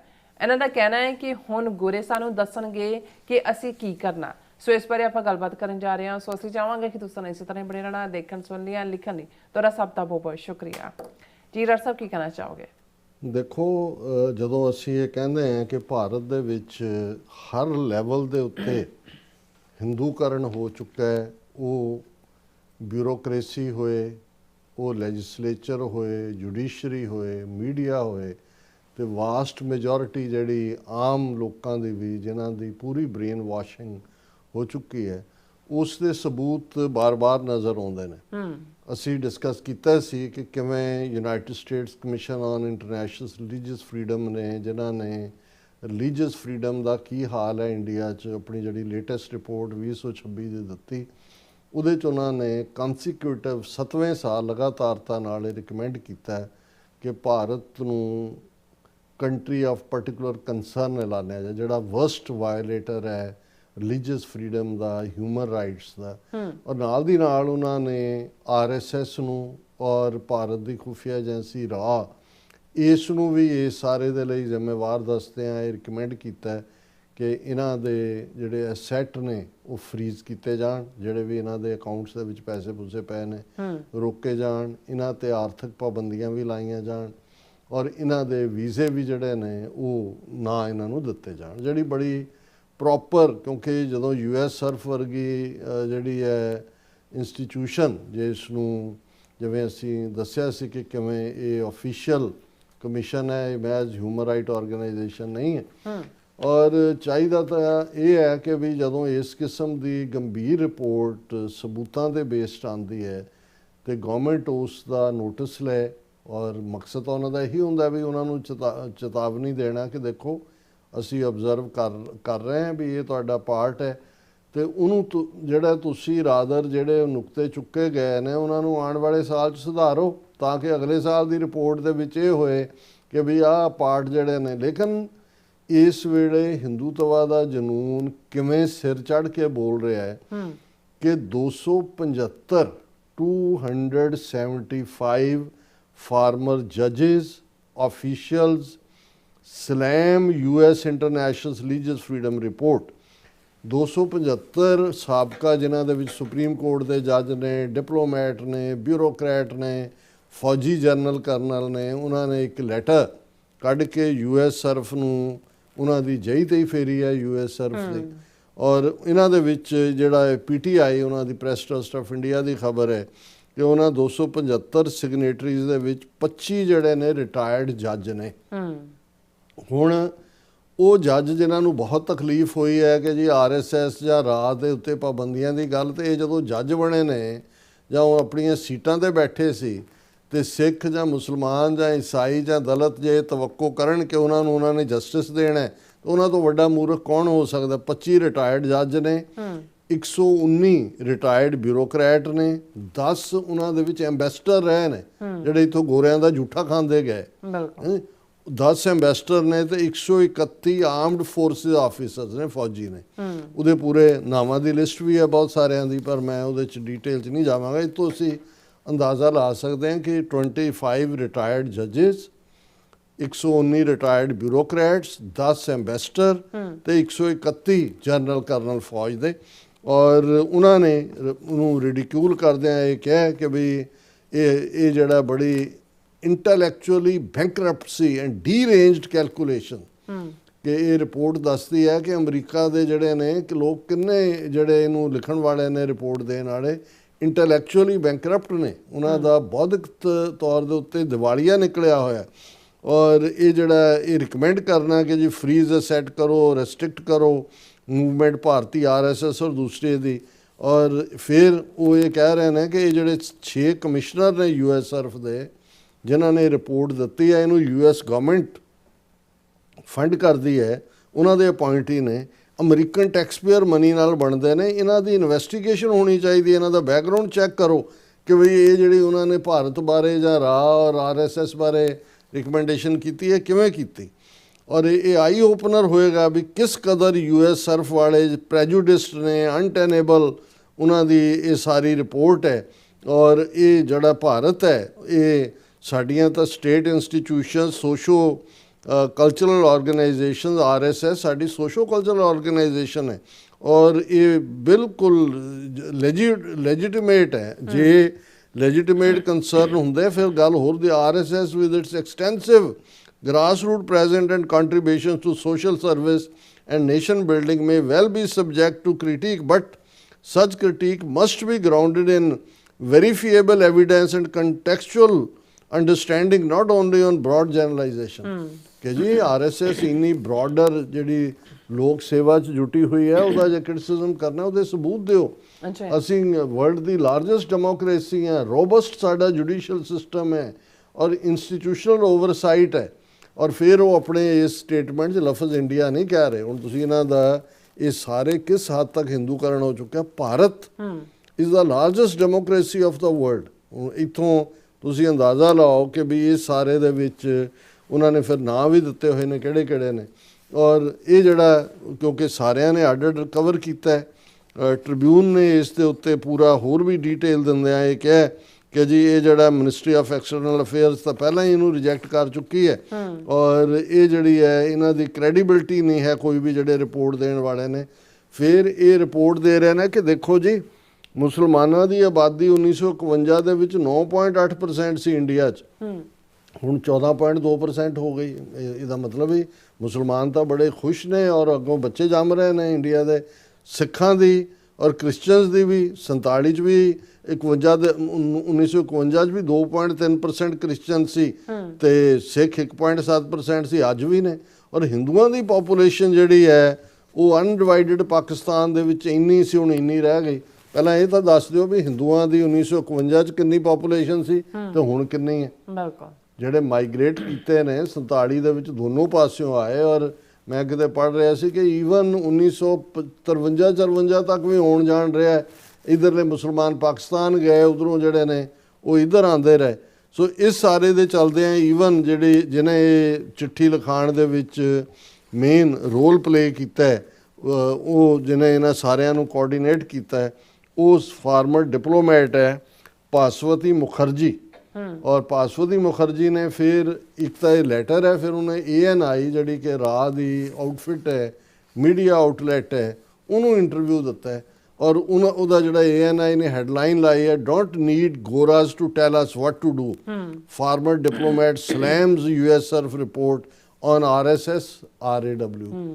ਇਹਨਾਂ ਨੂੰ ਹਕੂਮਤ ਕੰਟਰੀ ਆਫ ਪਾਰਟੀਕੂਲਰ ਕੰਸਰਨ ਉਹਦੀ ਕੋਈ ਪਰਵਾਹ ਨਹੀਂ ਹੈ। ਉਹ ਤਾਂ ਕਹਿੰਦੇ ਅਸੀਂ ਬਾਦਰ, ਪਰ ਉਹਨਾਂ ਨੂੰ ਇਹ ਲੱਗਦਾ ਵੀ ਇਹ ਤਾਂ ਅਮਰੀਕਨਾਂ ਦੀ ਹੁਣ ਬਿਲਕੁਲ ਉਹਨਾਂ ਦੇ ਲੈਂਸ ਦੇ ਥੱਲੇ ਆ ਗਿਆ ਵੀ ਇਹ ਰਾਹ ਐਮਬੈਸੀਆਂ 'ਚ ਬਹਿ ਕੇ, ਕੌਂਸਲੇਟਾਂ 'ਚ ਬਹਿ ਕੇ ਤੁਸੀਂ ਟਰਾਂਸਨੈਸ਼ਨਲ ਰਿਪਰੈਸ਼ਨ ਕਰੋਗੇ, ਅਮਰੀਕਨ ਸਿਟੀਜ਼ਨ ਮਾਰੋਗੇ, ਕੈਨੇਡੀਅਨ ਮਾਰੋਗੇ, ਔਰ RSS ਤੁਹਾਡਾ ਇੱਥੇ ਜਿਹੜੀ ਅਦਰਵਾਈਜ਼ ਤੁਸੀਂ ਕਹਿੰਦੇ ਹੋ ਜੀ ਰਜਿਸਟਰਡ ਬਾਡੀ ਵੀ ਨੇ ਅਸੀਂ ਨਹੀਂ ਹੈਗੇ, ਸਾਡੀ ਕੋਈ ਮੈਂਬਰਸ਼ਿਪ ਵੀ ਨਹੀਂ ਹੈ, ਤੇ ਤੁਸੀਂ ਲੌਬਿੰਗ ਫਰਮਾਂ ਹਾਇਰ ਕਰੋਗੇ ਵਿਦਆਊਟ ਰਜਿਸਟਰਿੰਗ ਐਜ਼ ਏ ਜਿਹੜਾ ਉਹ ਫੈਰਾ ਕਾਨੂੰਨ ਦੇ ਥੱਲੇ ਜਿਹੜਾ ਫੋਰਨ ਏਜੰਟ ਦੇ ਤੌਰ ਤੇ ਰਜਿਸਟਰ ਹੋਣਾ ਹੁੰਦਾ। ਸੋ ਇਹ ਪੂਰੀ ਨਫ਼ਰਤ ਨਾਲ ਭਰੀ ਹੋਈ ਜਿਹੜੀ ਮਾਈ ਹੈ ਇੱਥੇ ਝੂਠਾ ਖਾਂਦੀ ਗਈ ਹੈ ਉਹਨਾਂ ਦਾ, ਗੋਰਿਆਂ ਦਾ। ਹੁਣ ਕਹਿੰਦੇ ਵੀ ਇਹ ਗੋਰੇ ਸਾਨੂੰ ਦੱਸਣਗੇ ਕਿ ਅਸੀਂ ਕੀ ਕਰਨਾ ਹੈ। ਔਰ ਉਹਨੇ ਕਿਹਾ ਕਿ ਵੀ didn't slam them, we demolish them. ਅਸੀਂ ਉਹਨੂੰ ਸਲੈਮ ਨਹੀਂ, ਅਸੀਂ ਡਿਮੋਲਿਸ਼ ਕਰਦੇ and they deserve to be demolish for a simple reason which is not written in the letter because it had to be courteously worded. ਕਿ ਸਾਡੀ ਚਿੱਠੀ 'ਚ ਤਾਂ ਅਸੀਂ ਬੜੇ ਸਤਿਕਾਰ ਵਾਲੇ ਲਫ਼ਜ਼ ਵਰਤੇ ਨੇ, ਅਦਰਵਾਈਜ਼ ਤਾਂ ਅਸੀਂ ਇਹਨਾਂ ਨੂੰ ਜਿਹੜਾ ਸਲੈਮ ਹੀ ਨਹੀਂ, ਅਸੀਂ ਇਹਨਾਂ ਨੂੰ ਡਿਮੋਲਿਸ਼ ਕਰਦੇ। ਔਰ ਇਹ ਜਿਹੜਾ ਇੰਡੀਅਨ ਡਾਇਸਪੋਰਾ ਦੀਆਂ ਇੰਨੀਆਂ ਵੱਡੀਆਂ ਕੰਟਰੀਬਿਊਸ਼ਨਸ ਨੇ। ਔਰ ਉਹਨਾਂ ਨੇ ਕਿਹਾ ਕਿ ਵੀ ਇਹ ਜਿਹੜਾ RSS ਦੇ ਉੱਤੇ ਕਹਿਣਾ ਇਹ ਤਾਂ 100 ਸਾਲ ਪੁਰਾਣੀ ਜਥੇਬੰਦੀ to serve the nation that was then under the colonial rule, ਔਰ ਉਸ ਤੋਂ ਬਾਅਦ ਹੁਣ ਤੱਕ ਉਹ ਸੇਵਾ ਹੀ ਕਰ ਰਹੀ ਹੈ ਲੋਕਾਂ ਦੀ। ਹੁਣ ਇਸ ਤੋਂ ਤੁਸੀਂ ਅੰਦਾਜ਼ਾ ਲਾਓ ਇਸ ਮੁਲਕ ਦੇ ਇਹ ਸਾਰੇ ਜਿਹਨੂੰ ਕਰੀਮ ਹੈ, ਜੱਜ, ਬਿਊਰੋਕਰੈਟ, ਡਿਪਲੋਮੈਟ, ਇਹ ਥਿੰਕਿੰਗ ਹੈ ਉਹਨਾਂ ਦੀ। ਇਹਨਾਂ ਤੋਂ ਅਸੀਂ ਐਕਸਪੈਕਟ ਕਰਦੇ ਹਾਂ ਕਿ ਵੀ ਸਾਡੇ ਲਈ ਇਨਸਾਫ ਨਿਕਲੇਗਾ, ਜਾਂ ਇੰਡੀਅਨ ਸਿਸਟਮ 'ਚ ਰਹਿੰਦੇ ਹਾਂ ਤੁਸੀਂ ਬਹੁਤ ਚੰਗੇ ਬੀਬੇ ਭਾਰਤ ਮਾਤਾ ਕੀ ਜੈ ਕਰਕੇ ਬੋਲੋ, ਤੇ ਜਿਹੜਾ ਉਹ ਤੁਹਾਨੂੰ ਟੋਲਰੇਟ ਨਹੀਂ। ਉਹਨਾਂ ਦੇ ਲਈ ਬਿਲਕੁਲ ਨਫ਼ਰਤ ਨਾਲ ਭਰੇ ਹੋਏ। ਔਰ ਇਸ ਵੇਲੇ ਇੱਕ ਸਿਰੇ ਤੋਂ ਦੂਸਰੇ ਸਿਰੇ ਤੱਕ ਇਹ ਜਿਹੜੀ ਹਿੰਦੂਤਵੀ ਨਫ਼ਰਤ ਫੈਲੀ ਹੋਈ ਹੈ। ਔਰ ਇਸ ਦਾ ਇਲਾਜ ਸਿੱਖਾਂ ਦੇ ਲਈ ਖਾਲਿਸਤਾਨ ਦੀ ਕਾਇਮੀ ਤੋਂ ਬਿਨਾਂ ਸਾਡੇ ਕੋਲ ਕੋਈ ਹੱਲ ਬਾਕੀ ਨਹੀਂ ਬਚਿਆ ਹੋਇਆ। ਜੀ ਰਾਸਾ ਤੁਹਾਡਾ ਬਹੁਤ ਬਹੁਤ ਸ਼ੁਕਰੀਆ। ਸੋ ਥਲੇ ਬ੍ਰੇਕ ਵਿਊਅਰਸ ਤੁਸੀਂ ਇਸੇ ਤਰ੍ਹਾਂ ਬਣੇ ਰਹਿਣਾ, ਮਿਲਦੇ ਹਾਂ ਛੋਟੇ ਜਿਹੇ ਬ੍ਰੇਕ ਤੋਂ ਬਾਅਦ।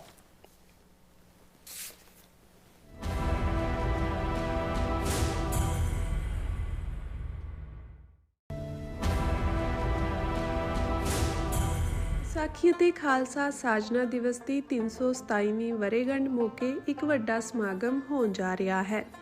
ਵਿਸਾਖੀ ਜੋ ਸਿਰਫ ਤਿਉਹਾਰ ਨਹੀਂ ਸਗੋਂ ਖਾਲਸੇ ਦੀ ਪਹਿਚਾਣ ਅਤੇ ਆਜ਼ਾਦੀ ਦੇ ਐਲਾਨ ਦਾ ਪ੍ਰਤੀਕ ਹੈ।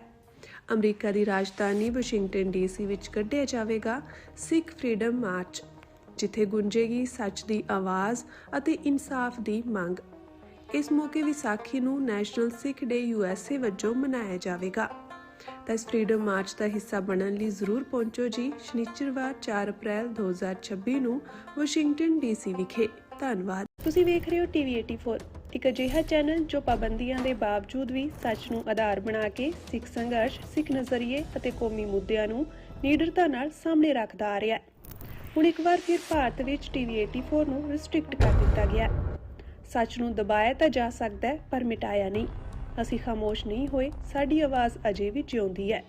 ਭਾਰਤ ਤੋਂ ਬਾਹਰ TV84 ਅਜੇ ਵੀ ਉਪਲਬਧ ਹੈ ਤੇ ਭਾਰਤ ਵਿੱਚ ਤੁਸੀਂ TV84 ਦੀ ਵੈਬਸਾਈਟ ਤੇ ਸਾਡੀ ਪੂਰੀ ਰਿਪੋਰਟਿੰਗ, ਵੀਡੀਓਜ਼ ਅਤੇ ਸੱਚੀ ਜਾਣਕਾਰੀ ਵੇਖ ਸਕਦੇ ਹੋ। ਤਾਂ ਅੱਜ ਹੀ ਜੁੜੋ TV84 ਦੀ ਵੈਬਸਾਈਟ ਦੇ ਨਾਲ, ਸਾਨੂੰ ਸਹਿਯੋਗ ਦਿਓ ਅਤੇ ਸੱਚ ਨਾਲ ਜੁੜੇ ਰਹੋ। TV84 ਸੱਚ ਦੀ ਆਵਾਜ਼। ਸਿਗਨੇਚਰ ਟਰੱਕ ਸਰਵਿਸ ਰਾਊਟ 81 ਉੱਤੇ ਐਗਜ਼ਿਟ 235 ਤੇ ਟਰੱਕਰ ਵੀਰਾਂ ਲਈ 24 ਘੰਟੇ ਰੋਡ ਸਰਵਿਸ ਦੀ ਸੁਵਿਧਾ ਮੌਜੂਦ। Heavy duty repair, oil change, ਪੁਰਾਣੇ ਅਤੇ ਨਵੇਂ tyres, computer diagnostic, DPF cleaning, brake service ਜਾਂ ਰਸਤੇ ਵਿੱਚ ਆਈ ਹਰ ਤਰ੍ਹਾਂ ਦੀ ਰਿਪੇਅਰ ਪ੍ਰੋਫੈਸ਼ਨਲ ਟੀਮ ਵੱਲੋਂ ਕੀਤੀ ਜਾਂਦੀ ਹੈ। ਬ੍ਰੇਕਫਾਸਟ, ਲੰਚ ਅਤੇ ਡਿਨਰ ਲਈ ਪੰਜਾਬੀ ਢਾਬੇ ਦਾ ਆਨੰਦ ਵੀ ਮਾਣੋ। ਡਰਾਈਵਰ ਅਤੇ ਟਰੱਕ ਆਪਰੇਟਰ ਵੀਰ ਡਿਸਪੈਚ ਦੀ ਸਰਵਿਸ ਲਈ ਸਾਡੇ ਨਾਲ ਸੰਪਰਕ ਕਰਨ। Signature truck service 58 triangle drive, Weyers Cave, Virginia 24486।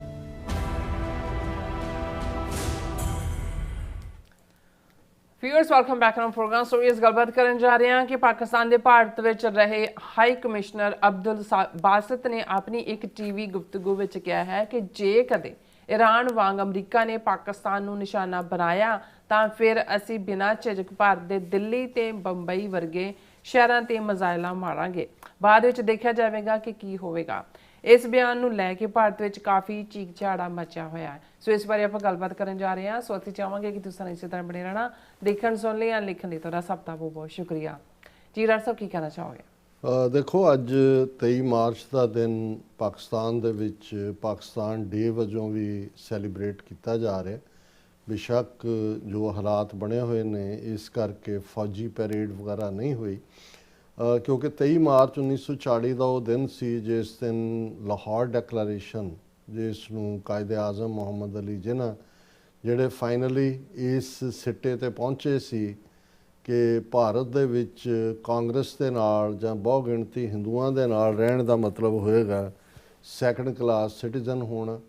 ਕਿਉਂਕਿ ਜੋ ਕੁਛ 1936-37 ਦੇ ਲੈਜਿਸਲੇਚਰ ਜਿਹੜੀਆਂ ਸਟੇਟਾਂ ਦੇ ਵਿੱਚ ਚੋਣਾਂ ਹੋਈਆਂ ਜਿਹਦੇ 'ਚ ਕਿ ਕਾਂਗਰਸ ਦੀਆਂ ਹਕੂਮਤਾਂ ਬਣੀਆਂ UP CPR 'ਚ, ਤੇ ਜਿਸ ਕਿਸਮ ਦਾ ਹਿੰਦੂਤਵਾ ਦਾ ਵਰਤਾਰਾ ਅੱਜ ਅਸੀਂ ਦੇਖਦੇ ਹਾਂ, ਇਨਫੈਕਟ ਉਦੋਂ ਕਾਂਗਰਸ ਦੇ ਥੱਲੇ ਵੀ ਉਸ ਕਿਸਮ ਦਾ ਜਿਹੜਾ ਹੈ ਉਹ ਵਰਤਾਰਾ ਸਾਹਮਣੇ ਸੀ। ਔਰ ਉਹਨਾਂ ਨੇ ਜਿਹੜੇ ਖੁਦ ਇੱਕ ਸਟੇਜ ਦੇ ਉੱਤੇ ਕਾਂਗਰਸ ਦੇ ਬਹੁਤ ਵੱਡੇ ਜਿਹੜੇ ਸਿਰਕੱਢ ਲੀਡਰ ਸੀ ਕਾਇਦੇ ਆਜ਼ਮ, ਜਦੋਂ ਅਜੇ ਗਾਂਧੀ ਸੀਨ ਤੇ ਨਹੀਂ ਸੀ ਆਇਆ, ਸਟਾਲਵਾਰਟ ਸੀ ਔਰ ਲਖਨਊ ਪੈਕਟ ਦੇ ਥੱਲੇ ਉਹਨਾਂ ਨੂੰ ਐਂਬੈਸਡਰ ਕਿਹਾ ਜਾਂਦਾ ਸੀ ਹਿੰਦੂ ਮੁਸਲਮਾਨ ਏਕਤਾ ਦੇ। ਪਰ ਉਹਨਾਂ ਨੇ ਰਿਅਲਾਈਜ਼ ਕੀਤਾ ਵੀ ਇਹਨਾਂ ਦੇ ਨਾਲ ਅਸੀਂ ਬਿਲਕੁਲ, ਇਹ ਤਾਂ ਸੈਕੂਲਰਿਜ਼ਮ ਦੇ ਲਬਾਦੇ ਦੇ ਥੱਲੇ ਇਹਨਾਂ ਦੇ ਅੰਦਰ ਸ਼ੁੱਧ ਬਨਾਰਸੀ ਹਿੰਦੂ ਲੁਕਿਆ ਹੋਇਆ। ਸੋ 23 ਮਾਰਚ 1940 ਦੀ ਲਾਹੌਰ ਡੈਕਲੇਰੇਸ਼ਨ, ਜਿਸ ਭਾਵੇਂ ਲਫ਼ਜ਼ ਪਾਕਿਸਤਾਨ ਨਹੀਂ ਸੀ ਜਿਹੜਾ ਹੈ ਉਹ ਵਰਤਿਆ ਗਿਆ, ਲੇਕਿਨ ਇਹ ਬੜਾ ਕਲੀਅਰ ਸੀ ਕਿ ਵੀ ਅਸੀਂ ਅੱਡ ਹੋਣਾ ਚਾਹੁੰਦੇ। ਔਰ ਇਹ ਇੱਕ ਫਿਰ ਇਤਿਹਾਸ ਹੈ ਕਿ 1940 ਤੋਂ 47 ਤੱਕ ਪਹੁੰਚਦੇ ਆ, ਜਦੋਂ ਫਿਰ ਸੈਕੰਡ ਵਰਲਡ ਵਾਰ 1945 ਦੇ ਵਿੱਚ ਖ਼ਤਮ ਹੁੰਦਾ ਹੈ, ਕਿਹੜੇ ਹਾਲਾਤ ਔਰ ਕਿਵੇਂ ਜਿਹੜੇ ਕਾਇਦੇ ਆਜ਼ਮ ਨੇ ਜਿਹੜਾ ਜਿਹਨੂੰ ਮੈਂ ਕਹਿੰਦਾ ਕਿ ਹੀ ਡਰਿਊ ਵਿਕਟਰੀ ਜਿਹੜੀ ਹੈ out of the Zaz of defeat, ਕਿ ਅੰਗਰੇਜ਼ ਵੀ ਖਿਲਾਫ ਨੇ ਜਿਹੜਾ ਉਹ ਪਾਕਿਸਤਾਨ ਦੇਣ ਦੇ, ਕਾਂਗਰਸ ਤੱਕ ਕਿਸ ਹੱਦ ਤੱਕ ਜਾ ਰਹੀ ਹੈ, ਹਿੰਦੂ ਤੋਂ ਵੀ ਨਫ਼ਰਤ ਕੀ ਹੈ, ਲੇਕਿਨ ਕਿਵੇਂ ਉਹਨਾਂ ਨੇ ਆਪਣੀ ਇੰਟੈਗਰਿਟੀ, ਆਪਣੀ ਸੋਚ ਸਮਝ ਔਰ ਬਿਲਕੁਲ ਇੱਕ ਲਖਤ ਜਿਹੜੀ ਪਹੁੰਚ ਹੈ, ਜਦੋਂ ਤੁਹਾਡੇ 'ਚ ਕੋਈ ਕਨਫਿਊਜ਼ਨ ਨਹੀਂ ਹੁੰਦਾ, ਤੁਹਾਨੂੰ ਪਤਾ ਹੁੰਦਾ ਹੈ ਕਿ ਵੀ ਤੁਸੀਂ ਕਿੱਥੇ ਜਾਣਾ ਹੈ, ਔਰ ਉਹਨਾਂ ਦੀਆਂ ਜਿਹੜੀਆਂ ਸਾਰੀਆਂ ਹੀ ਸਕਿੱਲਸ ਸੀ ਉਹ ਬੈਸਟ ਸਾਹਮਣੇ ਆਈਆਂ। ਔਰ ਨਤੀਜੇ ਦੇ ਤੌਰ ਤੇ ਜੇ ਇਹ ਦੇਖਣਾ ਹੋਏ ਕਿ ਪਾਕਿਸਤਾਨ ਕਿਸ ਹਾਲਤ 'ਚ ਅੱਜ ਹੈ, ਤੇ ਜੇ ਇਹ ਮੈਜੋਰਿਟੀ ਹਿੰਦੂਆਂ ਦੇ ਚੁੰਗਲ 'ਚ ਫਸੇ ਹੁੰਦੇ ਤੇ ਕਿਸ ਹਾਲ 'ਚ ਹੁੰਦੇ, ਫਿਰ ਅੱਜ ਤੁਸੀਂ ਭਾਰਤ ਦੇ ਨਕਸ਼ੇ ਵਿੱਚ 20 ਤੋਂ 22 ਕਰੋੜ ਮੁਸਲਮਾਨਾਂ ਦਾ ਹਸ਼ਰ ਦੇਖ ਲਓ, ਤੇ ਪਾਕਿਸਤਾਨ ਇੱਕ as a Islamic state in ਸਪਾਈਟ of the failures, ਉਹਨਾਂ ਦੀ ਇਕਨੋਮਿਕਲ ਔਰ ਦੂਜਾ ਅਪ ਡਾਊਨ ਹੁੰਦਾ ਹੈ, ਥੋੜਾ ਬਹੁਤ ਇਨਰ ਸਟ੍ਰਾਈਫ ਵੀ ਹੈਗਾ, ਲੇਕਿਨ 57 ਦੇ ਕਰੀਬ ਇਸਲਾਮਿਕ ਮੁਲਕਾਂ 'ਚ ਓਨਲੀ ਨਿਊਕਲੀਅਰ ਪਾਵਰ, ਔਰ ਇਹਦੇ ਬਾਵਜੂਦ ਕਿ ਭਾਰਤ ਨੇ 47 ਤੋਂ ਹੁਣ ਤੱਕ ਇਹਨਾਂ 78-80 ਸਾਲਾਂ 'ਚ ਪਾਕਿਸਤਾਨ ਦੀ ਹੋਂਦ ਨੂੰ ਕਬੂਲਿਆ ਹੀ ਨਹੀਂ। ਕਿੰਨੀਆਂ ਇੱਕ ਤੋਂ ਬਾਅਦ ਇੱਕ ਜੰਗ 2 ਹਿੱਸਿਆਂ 'ਚ ਤੋੜਿਆ ਵੀ 1971 'ਚ।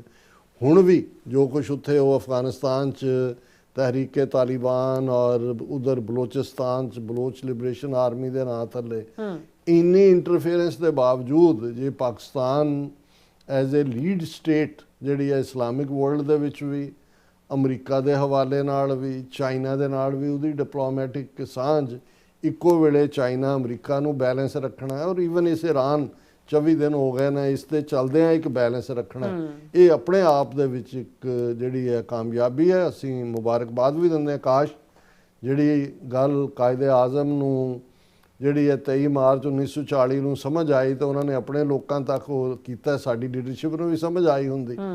ਔਰ ਅੱਜ ਜਿਹੜੀ ਜਿਸ ਗੁਲਾਮੀ 'ਚ ਸਿੱਖ ਕੌਮ ਜਿਹੜੀ ਹੈ ਇੱਕ ਫਰੰਗੀ ਦੀ ਗੁਲਾਮੀ 'ਚੋਂ ਨਿਕਲੀ ਤੇ ਹਿੰਦੂਆਂ ਦੀ ਗੁਲਾਮੀ 'ਚ ਫਸੀ, ਤੇ ਫਿਰ ਸਾਡਾ ਉਹ ਹਸ਼ਰ ਨਾ ਹੁੰਦਾ ਜਿਸ ਬਾਰੇ ਮੈਂ ਅਕਸਰ ਇਹ ਉਰਦੂ ਦਾ ਸ਼ੇਰ ਦੁਹਰਾਉਂਦਾ है कि वो वक्त भी देखा तारीख की घड़ियों ने जब लम्हों ने खता की सदियों ने सजा पाई।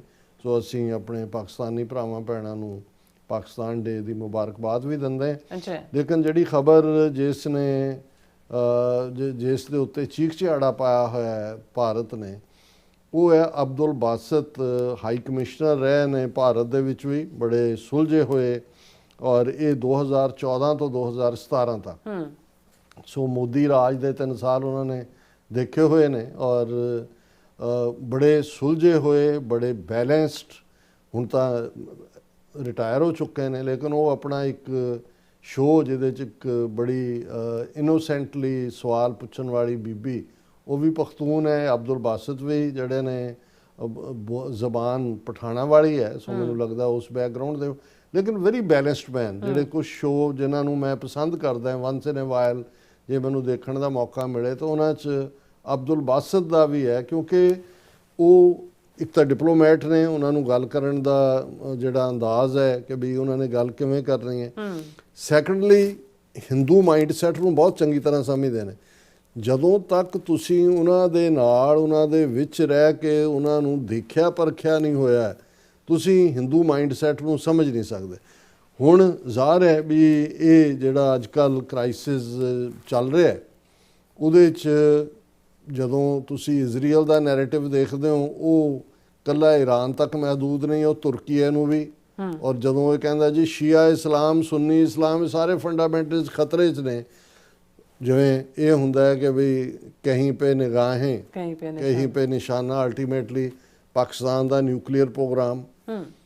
ਹੁਣ ਉਹਦੇ 'ਚ ਜਿਵੇਂ ਵਾਰ ਗੇਮਸ ਦੇ ਜਿਹੜਾ ਅਭਿਆਸ ਕੀਤਾ ਜਾਂਦਾ ਹੈ, ਭਾਵੇਂ ਉਹ ਕੰਪਿਊਟਰਾਈਜ਼ਡ ਹੀ ਹੁੰਦਾ ਹੈ, ਤੁਸੀਂ ਕੰਬੀਨੇਸ਼ਨ ਦੇਖ ਰਹੇ ਹੁੰਦੇ ਹੋ ਜੋ ਇਵੇਂ ਹੋਏ, ਜੇ ਈਰਾਨ ਨੇ ਹਮਲਾ ਕਰ ਦਿੱਤਾ ਹੈ ਈਰਾਨ ਦੇ ਉੱਤੇ, ਇਹਨੇ ਇਜ਼ਰਾਈਲ ਨੇ, ਕੀ ਸਿਨੈਰੀਓ ਹੈ, ਭਾਰਤ ਕਿੱਥੇ ਹੋਏਗਾ, ਦੂਜੇ ਮੁਲਕ ਕਿਵੇਂ ਹੋਣਗੇ। ਜਿਵੇਂ ਅਮਰੀਕਾ ਨੇ ਸ਼ਾਇਦ ਇਹ ਸੀਨ ਨਹੀਂ ਸੀ ਇਮੈਜਿਨ ਕੀਤਾ ਕਿ ਈਰਾਨ ਜਿਹੜਾ ਉਹ ਫੈਲੋ ਮੁਸਲਿਮ ਮੁਲਕ ਹੀ ਨੇ, ਭਾਵੇਂ ਉਹਨਾਂ ਦੇ ਉੱਤੇ, ਉਹਨਾਂ ਅੱਡਿਆਂ ਦੇ ਉੱਤੇ ਹਮਲਾ ਕਰ ਦੇਗਾ। ਦੇ didn't imagine I think.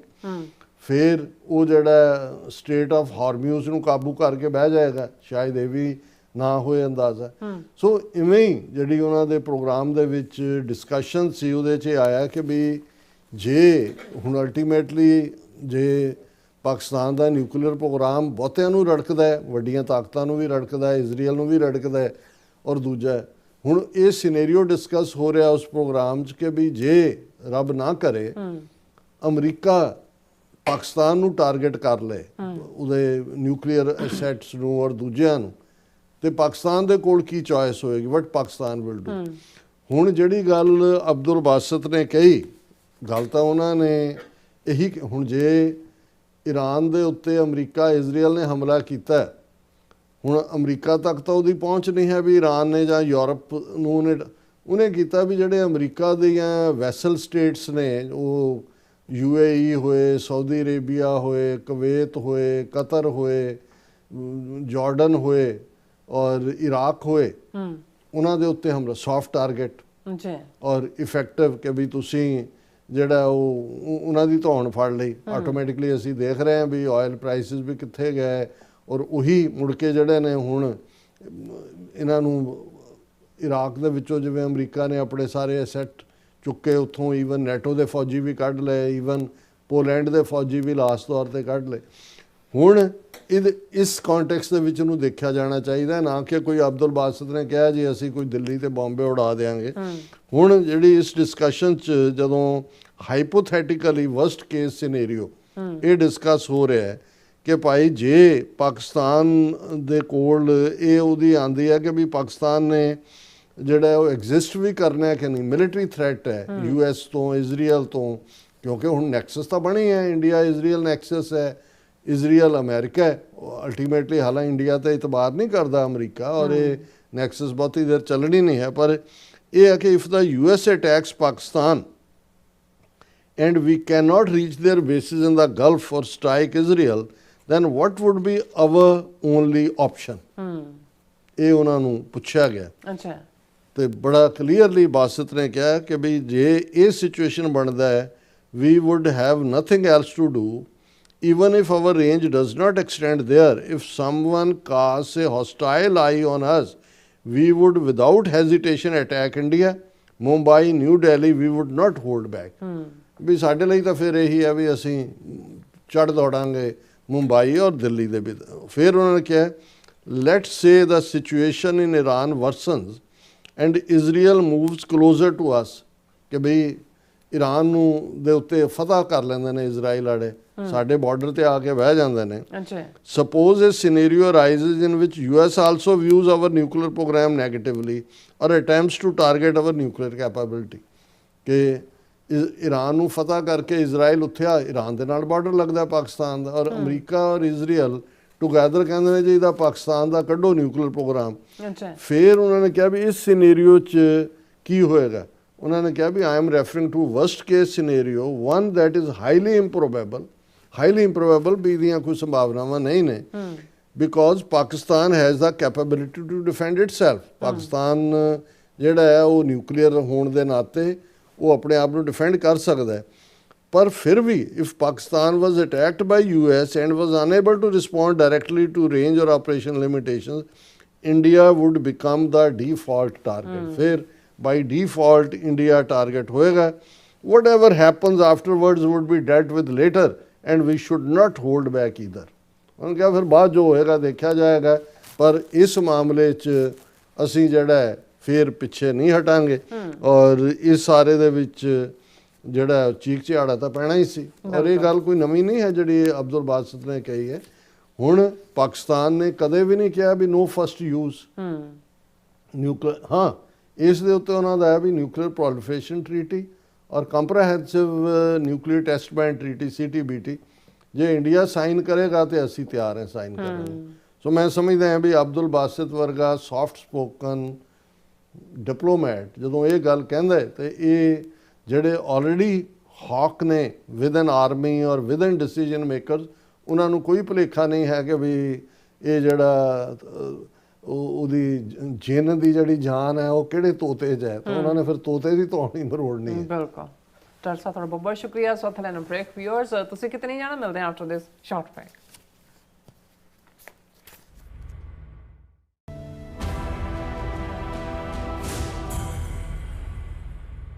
Vaisakhi ਅਤੇ ਖਾਲਸਾ ਸਾਜਨਾ ਦਿਵਸ ਦੀ 327ਵੀਂ ਵਰ੍ਹੇਗੰਢ ਮੌਕੇ ਇੱਕ ਵੱਡਾ ਸਮਾਗਮ ਹੋਣ ਜਾ ਰਿਹਾ ਹੈ।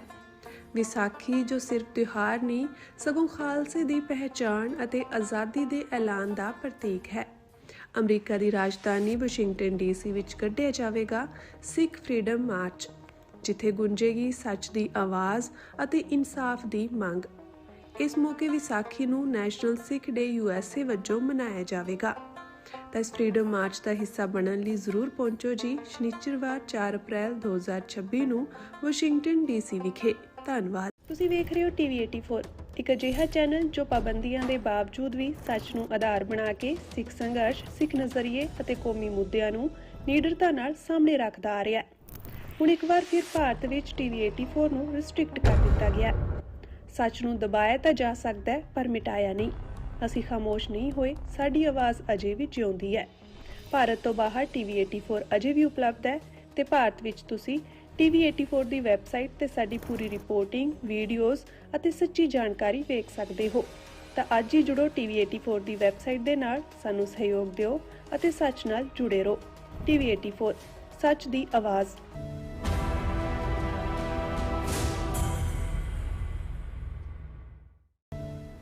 ਦਰਸ਼ਕੋ, ਬ੍ਰੇਕ ਤੋਂ ਬਾਅਦ ਤੁਹਾਡਾ ਸਭ ਦਾ ਭਰਪੂਰ ਸਵਾਗਤ ਹੈ। ਸੋ ਵਿਊਅਰਸ, ਅਖੀਰਲੇ ਸੈਗਮੈਂਟ 'ਚ ਆਪਾਂ ਗੱਲਬਾਤ ਕਰਨ ਜਾ ਰਹੇ ਹਾਂ ਕਿ ਅਮਰੀਕਾ ਦੇ ਭਾਰਤ ਵਿੱਚ ਅੰਬੈਸਡਰ ਸਾਜੀਓ ਗੋਰ ਨੇ ਸ਼੍ਰੀਲੰਕਾ, ਭੂਟਾਨ ਆਦਿ ਮੁਲਕਾਂ ਦਾ ਦੌਰਾ ਆਰੰਭਿਆ ਹੋਇਆ ਹੈ। ਫਿਰ ਉਹਨਾਂ ਨੇ ਪਾਕਿਸਤਾਨ, ਬੰਗਲਾਦੇਸ਼ ਵੀ ਜਾਣਾ ਹੈ। ਜਾਣਕਾਰ ਹਲਕਿਆਂ ਵੱਲੋਂ ਟਿੱਪਣੀਆਂ ਕੀਤੀਆਂ ਜਾ ਰਹੀਆਂ ਹਨ ਕਿ ਸਾਜੀਓ ਗੋਰ ਕਿਸੇ ਖਾਸ ਮਿਸ਼ਨ ਤੇ ਹਨ। ਸੋ ਇਸ ਬਾਰੇ ਆਪਾਂ ਗੱਲਬਾਤ ਕਰਨ ਜਾ ਰਹੇ ਹਾਂ, ਨਾਲ ਤੁਹਾਡੇ ਲਾਈਵ ਮੈਸੇਜ ਨੇ ਉਹ ਵੀ ਆਪਾਂ ਸ਼ੇਅਰ ਕਰਾਂਗੇ। ਸੋ ਅਸੀਂ ਚਾਹਾਂਗੇ ਕਿ ਤੁਸੀਂ ਇਸ ਤਰ੍ਹਾਂ ਬੜੇ ਰਹਿਣਾ, ਦੇਖਣ ਸੁਣਨ ਲਈ ਜਾਂ ਲਿਖਣ ਲਈ। ਤੁਹਾਡਾ ਸਭ ਦਾ ਬਹੁਤ ਬਹੁਤ ਧੰਨਵਾਦ ਜੀ। ਡਾਕਟਰ ਸਾਹਿਬ, ਕੀ ਕਹਿਣਾ ਚਾਹੋਗੇ?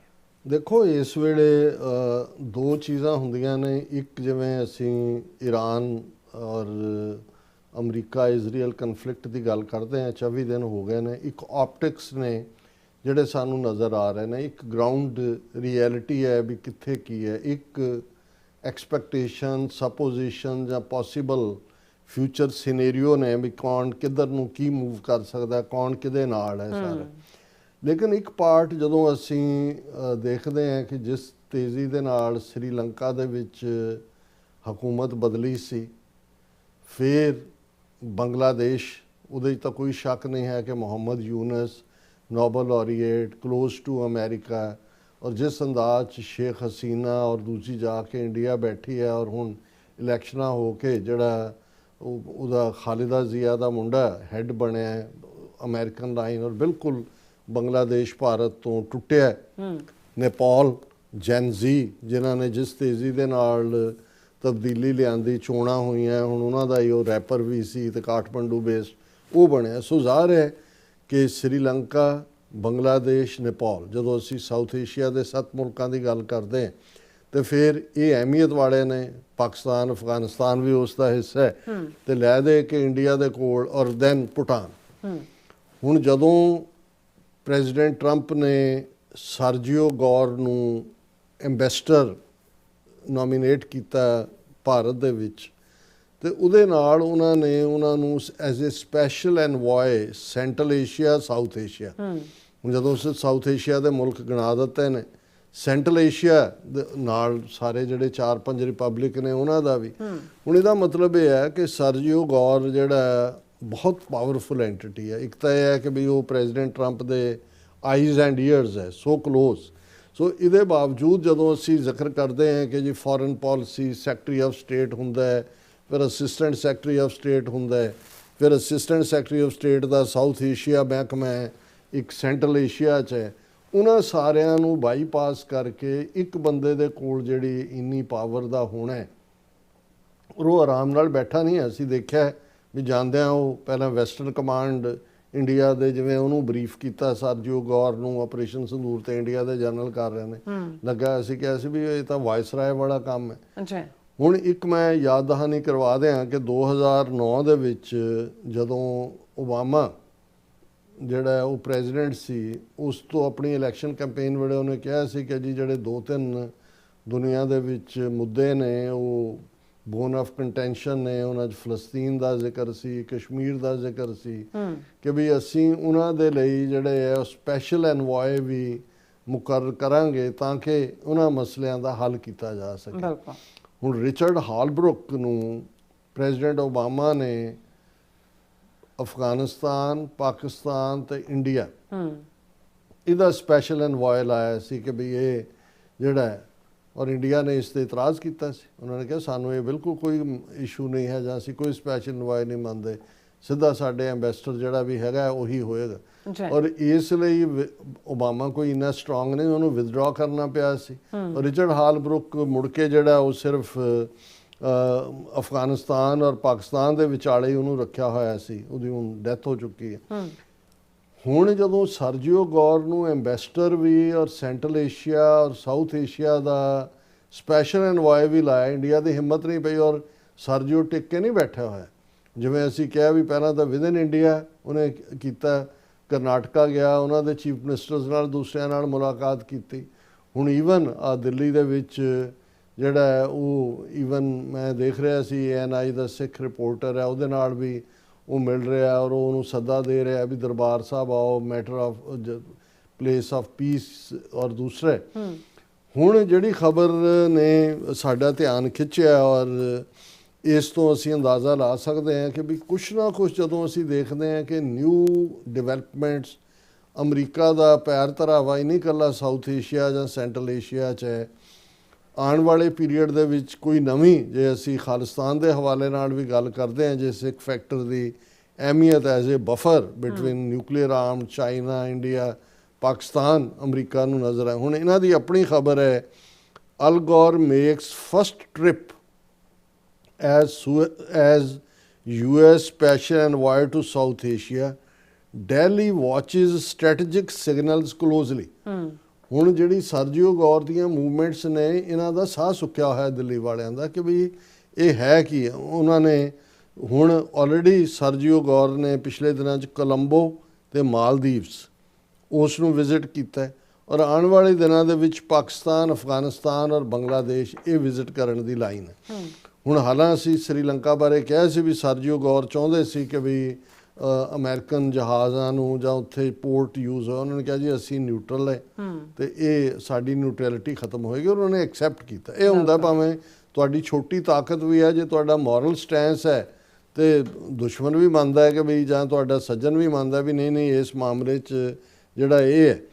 ਹੁਣ ਜਿਹੜਾ ਉਹਨਾਂ ਨੇ ਵਿਜ਼ਿਟ ਕੀਤਾ ਸ੍ਰੀਲੰਕਾ, ਉਹਦੀਆਂ ਬਹੁਤੀਆਂ ਰਿਪੋਰਟਸ ਤਾਂ ਨਹੀਂ ਆਈਆਂ, ਇੰਡੀਅਨ ਮੀਡੀਆ ਹੀ ਉਹਨਾਂ ਨੂੰ ਇਹ ਕਹਿ ਰਿਹਾ ਕਿ ਵੀ ਪਹਿਲੀ ਵਿਜ਼ਿਟ ਸੀ ਸ੍ਰੀਲੰਕਾ ਦੀ US special envoy for South Asia. ਇੱਕ ਕੁਆਇਟ ਸਟ੍ਰੈਟੇਜਿਕ ਸਿਗਨਲ ਸੀ, ਐਕਸਪਰਟ ਇਹ ਕਹਿੰਦੇ ਨੇ ਕਿ ਵੈਸਟ ਏਸ਼ੀਆ ਜਿਹੜੀਆਂ ਡਿਵੈਲਪਮੈਂਟਸ ਹੋ ਰਹੀਆਂ ਇੰਡੀਅਨ ਓਸ਼ਨ ਉਸ ਦੇ ਹਵਾਲੇ ਨਾਲ, ਜਦੋਂ ਕਿ ਮੋਦੀ ਗਵਰਨਮੈਂਟ ਨੇ ਕੋਈ ਕਮੈਂਟ ਨਹੀਂ ਕੀਤਾ। ਮਿਸਟਰ ਗੌਰ ਉਸ ਤੋਂ ਪਹਿਲਾਂ ਅਜੀਤ ਡੋਵਲ ਨੂੰ ਵੀ ਮਿਲਿਆ, ਜਿਹੜਾ ਮੇਨ ਜਿਹੜਾ ਇਸ ਵੇਲੇ ਕਰਤਾ ਧਰਤਾ ਉਹਨਾਂ ਦਾ ਸਪਾਈ ਮਾਸਟਰ ਹੈ, ਔਰ 6 ਦਿਨ ਦੀ ਯਾਤਰਾ ਦੇ ਉੱਤੇ ਸ੍ਰੀਲੰਕਾ ਔਰ ਮਾਲਦੀਵ, ਛੋਟਾ ਜਿਹਾ ਮਾਲਦੀਵਸ ਹੈ ਸ੍ਰੀਲੰਕਾ ਵੀ। ਔਰ ਹਾਲਾਂ ਜਿਹੜਾ ਉਹਨਾਂ ਨੂੰ ਇੱਕ ਐਡੀਸ਼ਨ ਹੈ ਉਹਦੇ 'ਚ ਭੂਟਾਨ ਨਹੀਂ ਹੈ, ਪਰ ਨਾਲ ਦੀ ਨਾਲ ਜਿਹੜਾ ਉਹ ਭੂਟਾਨ ਵੀ ਜਾ ਕੇ ਆਏ ਸਰਜੀਓ ਗੌਰ। ਹੁਣ ਉਹਦੇ 'ਚ ਉਹਨਾਂ ਦਾ ਇਹ ਕਹਿਣਾ ਹੈ ਕਿ ਵੀ ਇਹ ਜਿਹੜਾ ਬ੍ਰੌਡ ਮੈਂਡੇਟ ਹੈ ਰਿਚਰਡ, ਇਹ ਸਾਰੇ ਦਾ ਇਹ ਰਿਸਕੀ ਔਰ ਇੰਟਰਫੇਅਰਿੰਗ ਵਾਲੇ ਪਾਰਟ 'ਚ ਵੀ ਹੈ, ਕਿਉਂਕਿ ਦੋਨੋਂ ਹੀ ਰਿਜੈਕਟ ਕਰ ਦਿੱਤੇ ਸੀ ਉਸ ਪੀਰੀਅਡ 'ਚ ਇੰਡੀਅਨ ਗਵਰਨਮੈਂਟ ਨੇ। ਹਾਲਾਂ ਜਿਹੜੀ ਹੈ ਉਹ ਮਨਮੋਹਨ ਸਿੰਘ ਦੀ ਸਰਕਾਰ ਸੀ ਕਿ ਉਹਦੇ 'ਚ ਜ਼ਾਲਮੇ ਖਲੀਲਜ਼ਾਦ ਨੂੰ ਸਪੈਸ਼ਲ ਰਿਪਰੈਜ਼ੈਂਟੇਟਿਵ ਅਫਗਾਨਿਸਤਾਨ ਤੇ ਪਾਕਿਸਤਾਨ ਦਾ, ਔਰ ਜਿਵੇਂ ਮੈਂ ਕਿਹਾ ਵੀ ਰਿਚਰਡ ਹਾਲਬਰੁਕ, ਇਹ ਵਿਕੀਲੀਕਸ ਨੇ 2016 'ਚ ਜਦੋਂ ਲੀਕ ਕੀਤੀ ਇਨਫੋਰਮੇਸ਼ਨ ਤਾਂ ਉਹਦੇ 'ਚ ਆਇਆ ਕਿ ਵੀ ਜਦੋਂ ਇੰਡੀਆ ਨੇ ਆਬਜੈਕਟ ਕੀਤਾ ਤੇ ਓਬਾਮਾ ਐਡਮਿਨਿਸਟ੍ਰੇਸ਼ਨ ਨੇ ਬੈਕ ਆਊਟ ਕਰ ਲਿਆ ਸੀ। ਹੁਣ ਆਲਰੇਡੀ ਬਿਨਾਂ ਐਕ੍ਰੈਡੀਸ਼ਨ ਹੁੰਦਿਆਂ ਸਰਜੀਓ ਗੌਰ ਨੇ ਭੂਟਾਨ ਵਿਜ਼ਿਟ ਕੀਤਾ।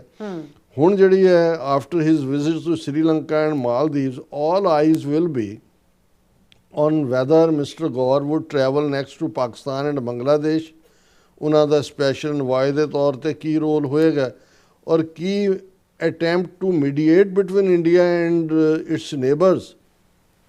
ਹੁਣ ਜ਼ਾਹਰ ਹੈ ਕਿ ਵੀ ਜਦੋਂ ਆਪਰੇਸ਼ਨ ਸੰਦੂਰ ਵੇਲੇ ਸੀਜ਼ਫਾਇਰ ਕਰਵਾਇਆ ਟਰੰਪ ਨੇ, ਉਦੋਂ ਜਿਹੜੀ ਸਟੇਟਮੈਂਟ ਸੀ ਉਹਦੇ 'ਚ ਇਹ ਸੀ ਕਿ ਅਮਰੀਕਾ ਇੰਟਰਵੀਨ ਮੀਡੀਏਟ ਕਰੇਗਾ ਕਸ਼ਮੀਰ ਮੁੱਦੇ ਤੇ।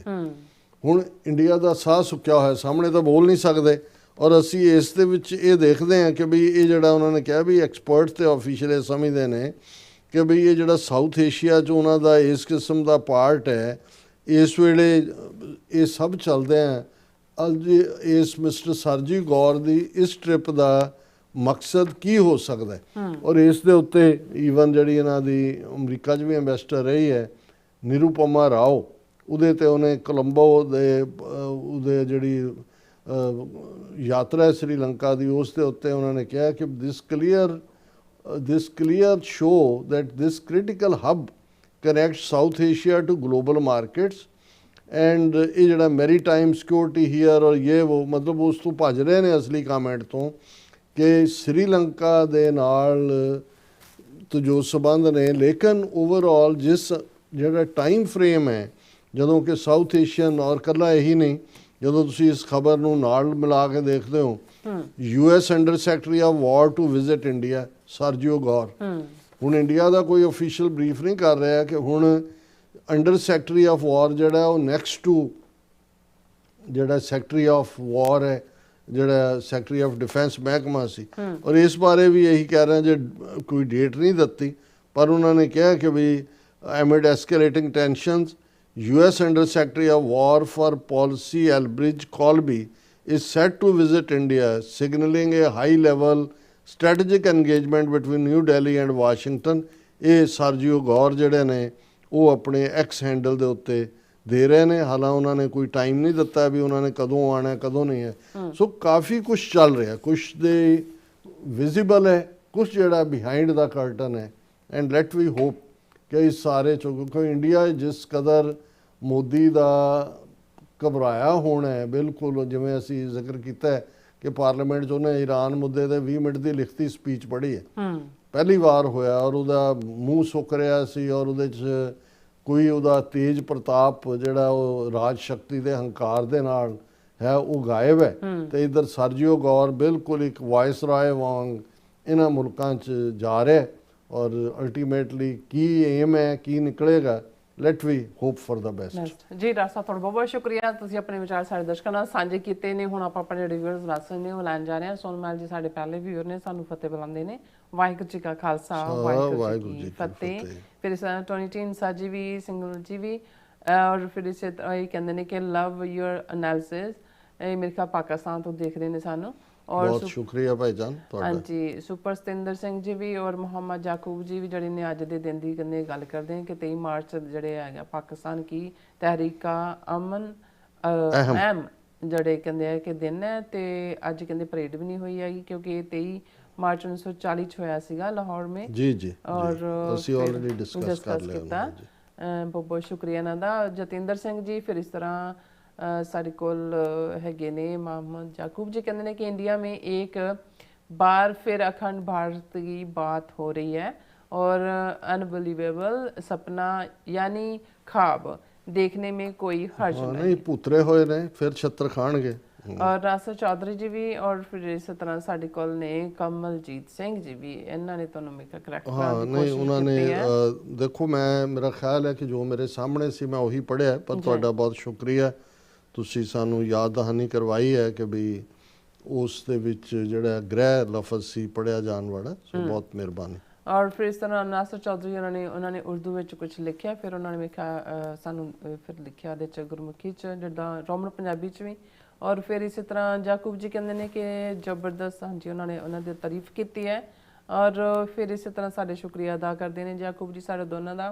और फिर इस तरह मनिंदर सिंह जी भी और मोहम्मद याकूब कहते हैं अब्दुल बसित कश्मीरी है, हाँ जी, पर ਉਹਨਾਂ ਦਾ ਜਿਹੜਾ ਉਰਦੂ ਬੋਲਣ ਦਾ ਅੰਦਾਜ਼ ਵੀ ਹੈ ਉਹ ਟਿਪੀਕਲ ਜਿਹੜਾ ਹੈ ਉਹ ਪਸ਼ਤੂਨ ਵਾਲਾ ਹੈ। ਹੋ ਸਕਦਾ ਹੈ ਕਸ਼ਮੀਰ 'ਚ ਵੀ ਪਸ਼ਤੂਨ ਔਰੀਜਨ ਦੇ ਹੋਣ, ਮੈਂ ਇਸ ਲਈ हाँ जी हरजिंदर संधू जी भी। और इसी तरह ਨਾਸਰ ਇਹਨਾਂ ਨੇ ਜਿਹੜਾ ਨਾਸਰ ਚੌਧਰੀ ਜੀ ਨੇ ਨਾਸਰੋ ਮਨਸੂਰ ਕਾਮਿਲੋ ਦਸਤਗੀਰ ਗੁਰੂ ਗੋਬਿੰਦ ਸਿੰਘ ਮਰਦ ਮੋਮਿਨ ਬਾਦਸ਼ਾਹ ਪੀਰਾਂ ਦੇ ਪੀਰ ਗੁਰੂ ਗੋਬਿੰਦ ਸਿੰਘ ਮਦਦਗਾਰ ਫਤਿਹ, ਇਹ ਭਾਈ ਨੰਦ ਲਾਲ ਜੀ ਨੇ ਜਿਵੇਂ ਗੁਰੂ ਸਾਹਿਬ ਨੂੰ ਟ੍ਰਿਬਿਊਟ ਦਿੱਤੀ ਹੈ ਉਸ ਦਾ ਉਹਨਾਂ ਨੇ ਪੰਜਾਬੀ ਟਰਾਂਸਲੇਸ਼ਨ ਵੀ ਜਿਹੜਾ ਹੈ ਟਰਾਂਸਲਿਟਰੇਟ ਵੀ ਕੀਤਾ, ਬਹੁਤ ਸ਼ੁਕਰੀਆ। ਹਾਂਜੀ ਫਿਰ ਆਪਾਂ ਦੂਸਰੇ ਆਪਣੇ ਚੈਨਲ ਤੇ ਜਾਂਦੇ ਆ, ਉਹਦੇ ਵਿੱਚ ਵੀ ਸਾਡੇ ਕਾਫੀ ਸਾਰੇ ਵਿਊਅਰਸ ਨੇ। ਹਰਪ੍ਰੀਤ ਸਿੰਘ ਜੀ ਨੇ ਉਹ ਖਾਲਸਾ ਜ਼ਿੰਦਾਬਾਦ ਕਹਿੰਦੇ ਨੇ, ਔਰ ਇੰਦਰਵੀਰ ਸਿੰਘ ਜੀ ਵੀ, ਔਰ ਇਸੇ ਤਰ੍ਹਾਂ ਯੂਨੀਵਰਸਲ ਜੀ ਵੀ, ਔਰ ਮਿਸ਼ਰਾ ਸਿੰਘ ਜੀ ਵੀ, ਧਰਮ ਸਿੰਘ ਜੀ ਵੀ, ਸਰਮਖ ਮੁੰਦਰਾ ਜੀ ਵੀ, ਔਰ ਇੰਦਰਜੀਤ ਸਿੰਘ ਸੰਧੂ ਜੀ ਵੀ, ਜਤਿੰਦਰ ਸਿੰਘ ਜੀ ਵੀ, ਹਰਮਨ ਪੰਨੂ ਜੀ ਵੀ, ਰਾਜਨਪ੍ਰੀਤ ਸਿੰਘ ਜੀ, ਬਲਜੀਤ ਬਰਾੜ ਜੀ ਵੀ, ਸੁਖਜੀਵਨ ਬੱਚੂ ਜੀ ਵੀ, और गुरविंदर मान जी भी, राम सिंह जी भी, और लखविंदर सिंह जी भी, ਔਰ ਫਿਰ ਇਸ ਤਰ੍ਹਾਂ ਅਮਰਜੀਤ ਸਿੰਘ ਜੀ ਵੀ, ਔਰ ਫਿਰ ਇਸ ਤਰ੍ਹਾਂ ਰਾਜਨਪ੍ਰੀਤ ਸਿੰਘ ਜੀ ਕਹਿੰਦੇ ਖਾਲਸਾ ਜੀ ਪੰਜਾਬ ਵਿੱਚ ਕਾਮਰੇਡ ਕਿਸਾਨ ਜਥੇਬੰਦੀਆਂ ਇਕੱਠ ਕਰਕੇ ਇਹ ਕਹਿ ਰਹੀਆਂ ਹਨ ਕਿ ਅਸੀਂ ਈਰਾਨ ਉੱਤੇ ਅਮਰੀਕੀ ਹਮਲੇ ਦੀ ਨਿੰਦਾ ਕਰਦੇ ਹਾਂ, ਪਰ ਇਹ ਕਾਮਰੇਡ ਭਾਰਤੀ ਫੌਜ ਵੱਲੋਂ ਦਰਬਾਰ ਸਾਹਿਬ ਉੱਤੇ ਹਮਲੇ ਨੂੰ ਜੀ ਆਇਆਂ ਕਹਿੰਦੇ ਹਨ।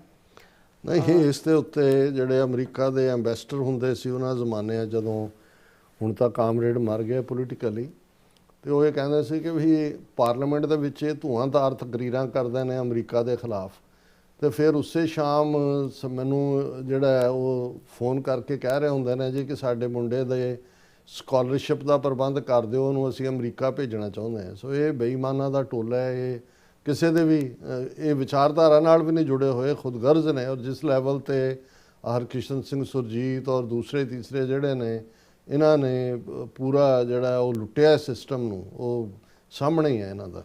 ਔਰ ਇਸੇ ਤਰ੍ਹਾਂ ਕੁਲਦੀਪ ਕੌਰ ਜੀ ਵੀ ਔਰ ਨਾਸਰ ਚੌਧਰੀ ਜੀ ਵੀ, ਸਭ ਦਾ ਬਹੁਤ ਬਹੁਤ ਸ਼ੁਕਰੀਆ। ਸੋ ਇਸ ਤਰ੍ਹਾਂ ਆਪਣੇ ਵਿਊਅਰਸ ਕੋਲ ਨੇ ਇਜਾਜ਼ਤ। ਵਿਊਅਰਸ, ਸਾਡੇ ਪ੍ਰੋਗਰਾਮ ਦਾ ਸਮਾਂ ਇੱਥੇ ਮੁੱਕਦਾ। ਤੁਸੀਂ ਆਪਣੀ ਰਾਏ ਤੇ ਸੁਝਾਅ ਸਾਨੂੰ ਭੇਜਣਾ ਭੁੱਲਣਾ ਸਾਡੇ ਇਸ ਪਤੇ ਤੇ sos@tv84.tv ਤੇ ਅਸੀਂ ਆਪਣਾ ਪ੍ਰੋਗਰਾਮ ਲੈ ਕੇ ਫਿਰ ਦੁਬਾਰਾ ਤੁਹਾਡੇ ਸਾਹਮਣੇ ਮੁਕਾਵਾਂਗੇ। ਤਦ ਤੱਕ ਲਈ ਮੈਨੂੰ ਤੇ ਆਪਣਾ ਸਲਾਹ ਗਿਆ ਤੋਂ ਦੇਖਦੇ ਰਹੋ TV84। ਬੁਲਾ ਦਿਓ ਫਤਿਹ। ਵਾਹਿਗੁਰੂ ਜੀ ਕਾ ਖਾਲਸਾ, ਵਾਹਿਗੁਰੂ ਜੀ ਕੀ ਫਤਿਹ। ਰੱਬ ਰਾਖਾ।